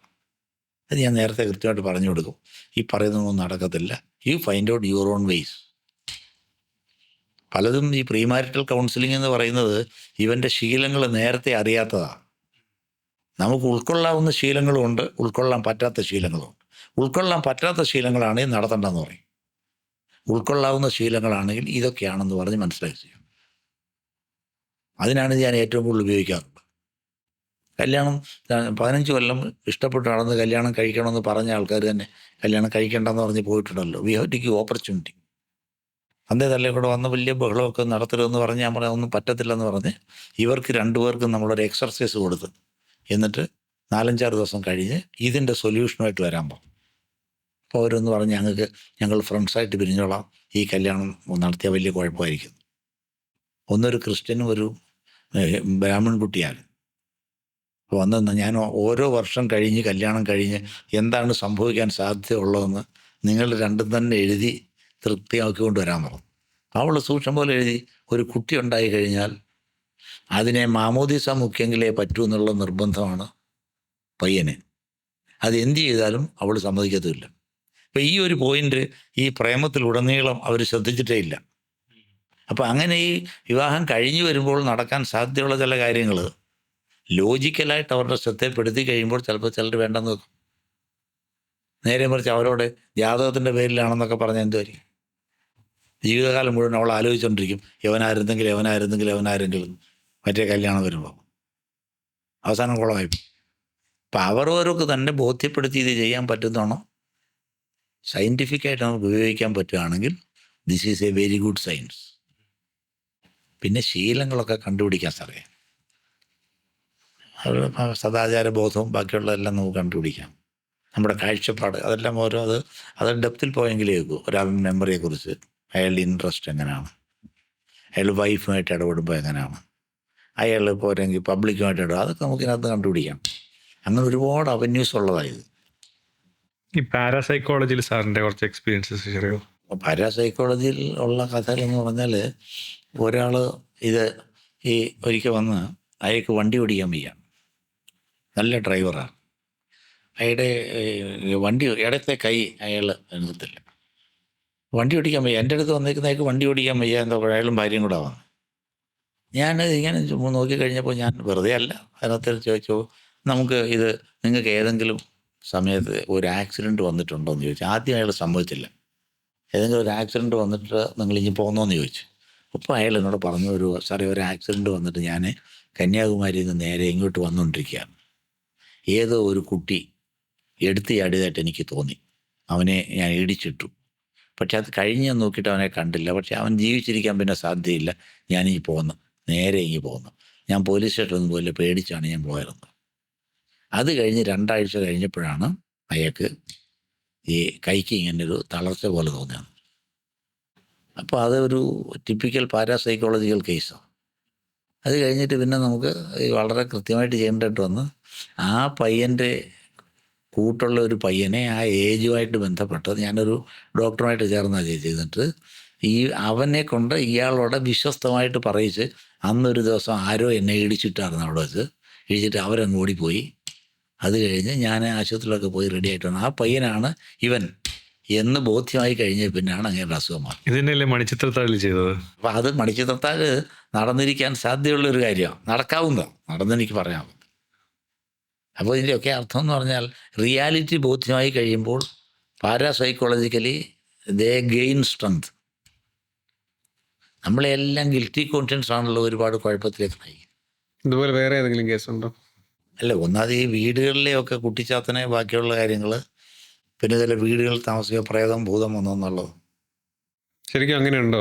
പ്രേതം ഭൂതം പ്രേതം ഭൂതം നമുക്ക് അങ്ങനെ തെളിയിക്കാൻ പറ്റിയില്ലെങ്കിലും പ്രേതം വരുന്നതും പ്രേതം മാറുന്നതും പ്രായോഗികമായിട്ട് നടന്നത് നമ്മൾ കണ്ടിട്ടുണ്ട്.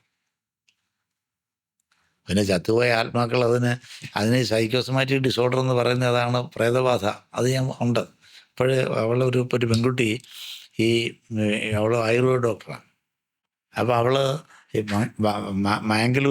മംഗലാപുരത്താണ് പഠിച്ചിരുന്നത്. അപ്പോൾ എൻ്റെ ഒരു ക്ലയൻറ്റാണ്, ഞങ്ങളുടെ അടുത്തുള്ളതാണ്. അപ്പോൾ അവളവിടെ പഠിക്കുന്ന സമയത്ത് എപ്പോഴും അവൾ ഒരു ഹോസ്റ്റലിൽ എല്ലാവരും ഉറങ്ങിക്കഴിയുമ്പോൾ അവളൊരു ഓലക്കൊടയും പിടിച്ചുകൊണ്ട് കാലമൊക്കെ വെച്ച് അവിടെ അമ്മൂമ്മയുടെ രീതിയിൽ അവിടെ നടക്കുമായിരുന്നു. പെൺപിള്ളേരെല്ലാം അവിടെ കളിയാക്കി അങ്ങനെ വന്നിട്ട് അത് വന്നിട്ട് നോക്കിയപ്പോൾ ഇതാണ് ഇവളവിടെ അമ്മൂമ്മയുടെ കൂടെ ആയിരുന്നു നേരത്തെ താമസിച്ചിരുന്നത്. അമ്മൂമ്മ മരിച്ചു കഴിഞ്ഞപ്പോഴത്തേക്ക് അവൾ അമ്മൂമ്മയുടെ കൂട്ട് വർത്തമാനം പറയാനും അമ്മൂമ്മയായിട്ട് സങ്കല്പിക്കും. അതിനെ നമ്മൾ അത് പാരാസൈക്കോളജിക്കൽ കേസ് തന്നെയാണ്. അതിനാണ് പ്രേതബാധ എന്ന് പറയുന്നത്. സൈക്കോസമാറ്റിക് ഡിസോർഡറാണ്. അപ്പോൾ അത് അവളായിട്ട് സിമുലേറ്റ് ചെയ്യാൻ തോന്നിയതാണ്. അത് പിന്നെ ഞാൻ റേക്കി കൊണ്ടാണ് മാറ്റി.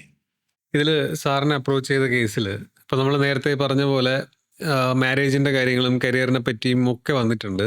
ഈ മണി അട്രാക്റ്റ് ചെയ്യുക അല്ലെങ്കിൽ സമ്പന്നനാകുക അങ്ങനെയുള്ള കാര്യങ്ങളെ ഇതുവഴി എന്തെങ്കിലും ചെയ്യാൻ പറ്റുമോ? ലൈക്ക് സാറേ, അതിനകത്ത് ഈ ചോദ്യങ്ങളെല്ലാം കറക്റ്റ്. അതിനകത്ത് ഈ യന്ത്രങ്ങൾ എന്ന് പറഞ്ഞ് ഒരു അധ്യായവും ഒരു ഫിലോസഫിയുണ്ട്, യന്ത്രങ്ങൾ.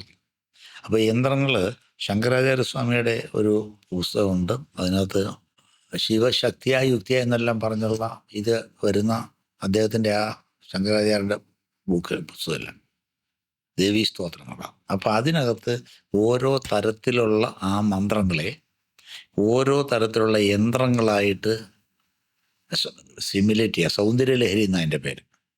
അപ്പോൾ ശങ്കരാചാര്യസ്വാമികളുടെ സൗന്ദര്യലഹരിയിലെ ഈ വേർഷൻസ് എല്ലാം ദേവീ സ്തുതികളെയെല്ലാം യന്ത്രങ്ങളായിട്ട് സിമുലേറ്റ് ചെയ്തിട്ട് അത് ഈ സ്വർണം കൊണ്ടുള്ള ഈ തകിടുകളിൽ എഴുതി ഓരോ കാര്യം നടപ്പാക്കാൻ വേണ്ടി ഓരോ മന്ത്രങ്ങൾ ഓരോ ഉരുവിട്ട് കൊടുക്കുന്ന ഒരു ശാസ്ത്രം ഡെവലപ്പ് ചെയ്തിട്ടുണ്ട്.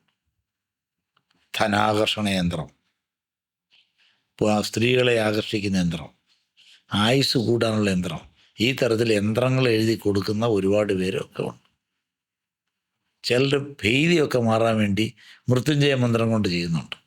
ശമകരുദ്ര മന്ത്രം, ഒരുപാട് മന്ത്രങ്ങൾ എഴുതി കൊടുക്കും. അതിനകത്ത് ധനാകർഷണ യന്ത്രവും ധനം കിട്ടാനുള്ള യന്ത്രവും എന്നൊക്കെ പറഞ്ഞ് ആളുകൾ പലരും എഴുതി കൊടുക്കുന്നുണ്ട്.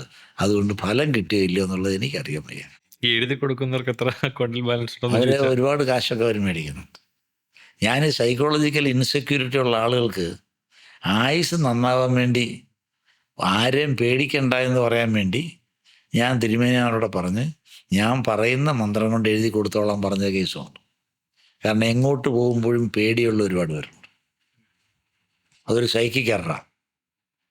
അതിനൊന്നീ ട്രാങ്കുലൈസർ കുറിച്ച് കൊടുക്കാം, അതിന് പകരമായിട്ട് നമ്മൾ ഈ സ്തോത്രങ്ങൾ വെച്ചുള്ള കാര്യങ്ങൾ കൊടുക്കാം. അപ്പോൾ ട്രാങ്കുലൈസറിന് പകരമായിട്ട് ഇത് കൊടുക്കാം വേണമെന്നുണ്ടെങ്കിൽ ഞാൻ കൊടുക്കും. പക്ഷേ മെറ്റീരിയൽ ബെനിഫിറ്റിന് വേണ്ടി നമ്മൾ ചെയ്യാറ്. ചിലർക്ക് ധൈര്യമില്ല, പുറത്തോട്ട് പോകാനൊക്കത്തില്ല.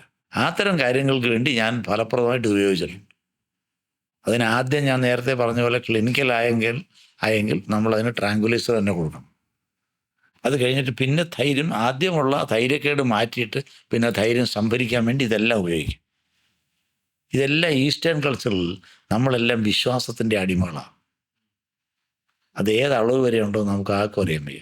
ഈ ആനവാലിന്റെ കാര്യം പറഞ്ഞത് അതുപോലെ തന്നെയല്ലേ? ആനവാല് കെട്ടിക്കഴിഞ്ഞാൽ ധൈര്യം വരും. എൻ്റെ കയ്യിൽ ആനവാലുണ്ട്, ഇനി എനിക്ക് എവിടെയും പോകാമെന്ന് വിചാരിച്ച് അവൻ എവിടെയും പോകും. അതാണ് ഹ്യൂമൻ മൈൻഡ് എന്ന് പറയുന്നത്. ആർക്കും കണ്ടുപിടിക്കാൻ പറ്റാത്തതല്ലേ. ഭക്തിക്കുള്ള പ്രത്യേകത അതാ. പൂർണ്ണമായ വിശ്വാസം വരുമ്പോൾ സ്വാംശീകരിക്കുക നമ്മൾ. അത് ഓപ്പൺ ആവാൻ വേണ്ടത് ഭക്തിയാണ്. അതല്ലേ ഒരാളുടെ രോഗം മറ്റൊരാളെടുത്തു എന്ന് പറഞ്ഞ് സ്വാംശീകരിക്കുക. നടക്കത്തില്ല അങ്ങനെ പറയും. നിൻ്റെ രോഗം ഞാൻ എടുത്തിരിക്കുകയാണ് എന്ന് പറഞ്ഞ് അത്രയും വലിയ മനഃശക്തി കൊണ്ട് നീ എടുത്തല്ലോ. പഴയ കാലത്ത് പുരൂരസൻ്റെ ഒക്കെ ഇടല്ലേ അച്ഛൻ്റെ രോഗമൊക്കെ മറ്റവരെടുത്തു എന്ന് പറയും. മർഫി അത് തന്നെ പറയും. എന്ത് സംഭവിക്കാമെന്നല്ലോ. അതുകൊണ്ട് ഇതെല്ലാം സംഭവിക്കുന്നതല്ലെന്നൊന്നും പറയാനൊക്കത്തില്ല. പക്ഷേ സൂത്രപ്പണി കൊണ്ട് സംഭവിക്കണമെന്ന് പറഞ്ഞത് അതിനല്ലേ. ഡെഡിക്കേറ്റഡ് ആയെങ്കിലല്ലേ പറ്റൂ സാറേ. നിങ്ങളുടെ എനർജി എല്ലാം നിങ്ങൾ ഈ ഒരു പോയിന്റിൽ ഉപയോഗിച്ചല്ലേ പറ്റും. നമ്മുടെ ശരീരത്തിൻ്റെ മുഴുവൻ ഊർജവും ഒരു ഭാഗത്ത് തന്നെ നിങ്ങൾ എടുത്തു കഴിഞ്ഞാൽ നിങ്ങൾ ഈ വെള്ളത്തിൻ്റെ മുകളിൽ കൂടെ നടക്കുന്നതിന് പറ്റത്തില്ലെന്ന് പറയാനൊക്കത്തില്ല. കാരണം നമ്മുടെ ജനറൽ ബിലീഫ് എല്ലാ വെയിറ്റും സെൻറ്റർ ഓഫ് ഗ്രാവിറ്റിയിലാണല്ലേ വിശ്വസിച്ചേക്കുന്നത്. Suppose you are shifting your centre of gravity to your hand. നിങ്ങളുടെ ബോഡിയുടെ സെൻറ്റർ ഓഫ് ഗ്രാവിറ്റി നിങ്ങളുടെ കയ്യിലേക്ക് മാറ്റുകയാണെങ്കിൽ നിങ്ങളുടെ വെയിറ്റ് മുഴുവൻ കയ്യിലല്ലേ വരുന്നേ. അത് വെച്ച് നിങ്ങളുടെ ഇടിയിടിച്ചാലോ ഒരുത്തനെ. അങ്ങനെ ചില ആളുകൾ ചില അസാധാരണത്വം കാണിക്കുന്ന അങ്ങനെ. മകളെ പീഡിപ്പിച്ചവനെ പല തന്തമാരും കൊന്ന കഥ കേട്ടിട്ടില്ലേ. അപ്പോൾ ചില പ്രത്യേക സിറ്റുവേഷനിൽ they will muster all their strength in such a point. അതിനാണ് നാലാമത്തെ ആറ്. പക്ഷേ ആ ഫീലിംഗ് ഒന്നും പലർക്കും വരത്തില്ല എപ്പോഴും. That has to come inherently. അതിനാണ് നമ്മൾ സർവ്വശക്തി ഉപയോഗിക്കുക എന്ന് പറയുന്നത്. അത് ആർട്ടിഫിഷ്യലായിട്ട് ക്രിയേറ്റ് ചെയ്യാൻ വേണ്ടിയാണ് നമ്മൾ ഭഗവാന്റെ അടുത്ത് പോകുന്നത്. ഭഗവാനെ സഹായിക്കണേ വേണ്ട എന്നുള്ളത്. ഒരാൾ ഒരു ജ്യോത്സ്യനെ കാണാൻ പോവുകയാണെങ്കിൽ അയാൾ ശരിക്കുള്ള ജ്യോത്സ്യനാണോ അതോ തട്ടിപ്പുകാരനാണോ എന്ന് എങ്ങനെ ഒരു സാധാരണക്കാരന് മനസ്സിലാക്കാം? ഒരു മാർഗവുമില്ല. There is no go. Experience കൊണ്ട് മാത്രമേ നമുക്ക് പറ്റൂ. പിന്നെ അത് അല്പം മനഃശാസ്ത്രം അറിയാൻ പറ്റും. അയാളുടെ അപ്രോച്ച് കാണുമ്പോൾ തന്നെ അറിയാം. എനിക്കൊരുപാട് കണ്ട അപ്പം തന്നെ ഞാൻ പറഞ്ഞു മനസ്സിലാക്കി വളരെ പേടിപ്പിക്കും. ഏത് ജ്യോത്സ്യൻ പേടിപ്പിക്കാൻ ശ്രമിക്കുന്നുണ്ടോ അത് ഗുണമല്ല എന്ന് അപ്പോഴേ വിചാരിച്ചേക്കണം. പേടിപ്പിക്കുക എന്ന് പറയുന്നത് ജ്യോതിശാസ്ത്രത്തിൻ്റെ ഒരു ഉദ്ദേശമല്ല. ഭഗവാൻ ആരെയും പേടിപ്പിക്കത്തില്ല. അത് ആദ്യം മനസ്സിലാക്കാം. ആളുകൾ ഭഗവാൻ ആരെയും പേടിപ്പിക്കത്തില്ല. ഭഗവാന്റെ ജോലി അനുഗ്രഹിക്കുക എന്നുള്ളതാണ്. അനുഗ്രഹകല കുറയൊന്നല്ലാതെ ആരെയും പേടിപ്പിക്കണ്ട. ഇപ്പം പേടിപ്പിക്കാൻ വേണ്ടിയുള്ള ജ്യോതിഷത്തിന് എവിടെ പോന്നു അത് അപ്പോഴേ നിർത്തുക, മാറി.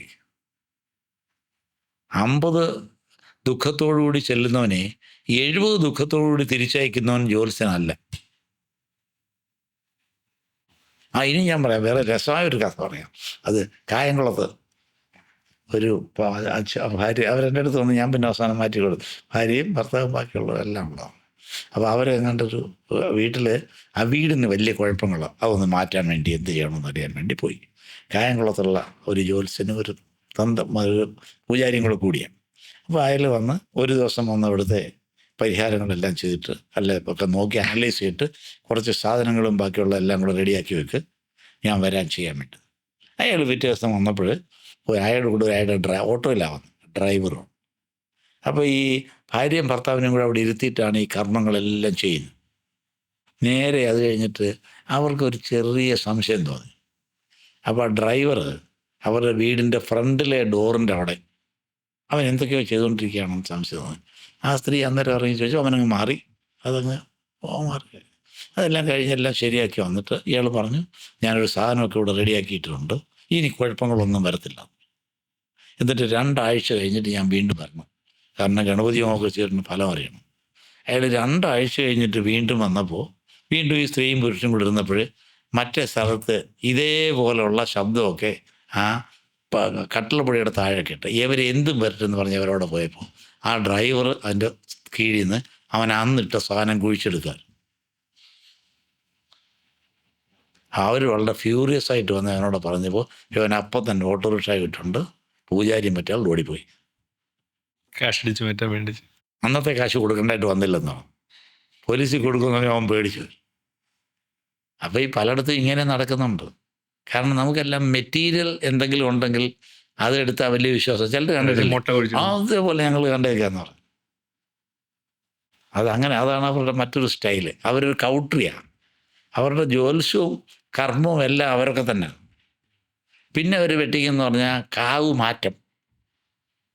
ചില വീടുകളിൽ ചെന്നാൽ ഇവിടുത്തെ ഇന്ന കുഴപ്പങ്ങളുണ്ട്, അതെല്ലാം ഞാൻ മാറ്റിത്തരാമെന്ന് പറഞ്ഞ് അയാൾ തന്നെ പ്രശ്നം വെക്കും. വേറെ അയാളുടെ കസ്റ്റഡിയിലുള്ള ഒരാളെ കൊണ്ടുവരും, കർമ്മമൊക്കെ ചെയ്ത് എല്ലാം മാറ്റി. വീണ്ടും അവിടെ കുഴപ്പം വരുമ്പോൾ നമ്മളൊക്കെ വേണം ചെയ്യാൻ. വീണ്ടും അവിടെ കൊണ്ടുവച്ചിട്ടുള്ളോ. അങ്ങനെയൊക്കെ ഒരുപാട് സംഭവിക്കുന്നു. നിങ്ങൾ ഇങ്ങനെ ഒരു റിഫൈൻഡ് ജോബ് ചെയ്യുന്നവരാണ് ഇത് അറിയുന്നില്ലത്. സൊസൈറ്റിയിൽ എത്ര നടക്കുന്നുണ്ട്. ഇതേ ഒരു നിത്യവും എൻ്റെ ജോലിയുടെ ഭാഗമായതുകൊണ്ട് ധാരാളം കാര്യങ്ങൾ ഇതിനിടയ്ക്കിടയ്ക്കിടയ്ക്ക് വന്നുകൊണ്ടിരിക്കും. Okay, thank you sir. ഒരുപാട് ഇൻഫർമേഷൻ നമുക്ക് കിട്ടി. ഈ ഒരു മേഖലയിൽ ഒരുപാട് മിസ്യൂസ് നടക്കുന്നുണ്ട്. Thank you so much for being part of 42 podcaster. അപ്പോൾ നിങ്ങൾ ഇത്രയും സമയമൊക്കെ ക്ഷമാപൂർവ്വം ചിലവഴിച്ചതിന് വളരെ നന്ദിയുണ്ട്.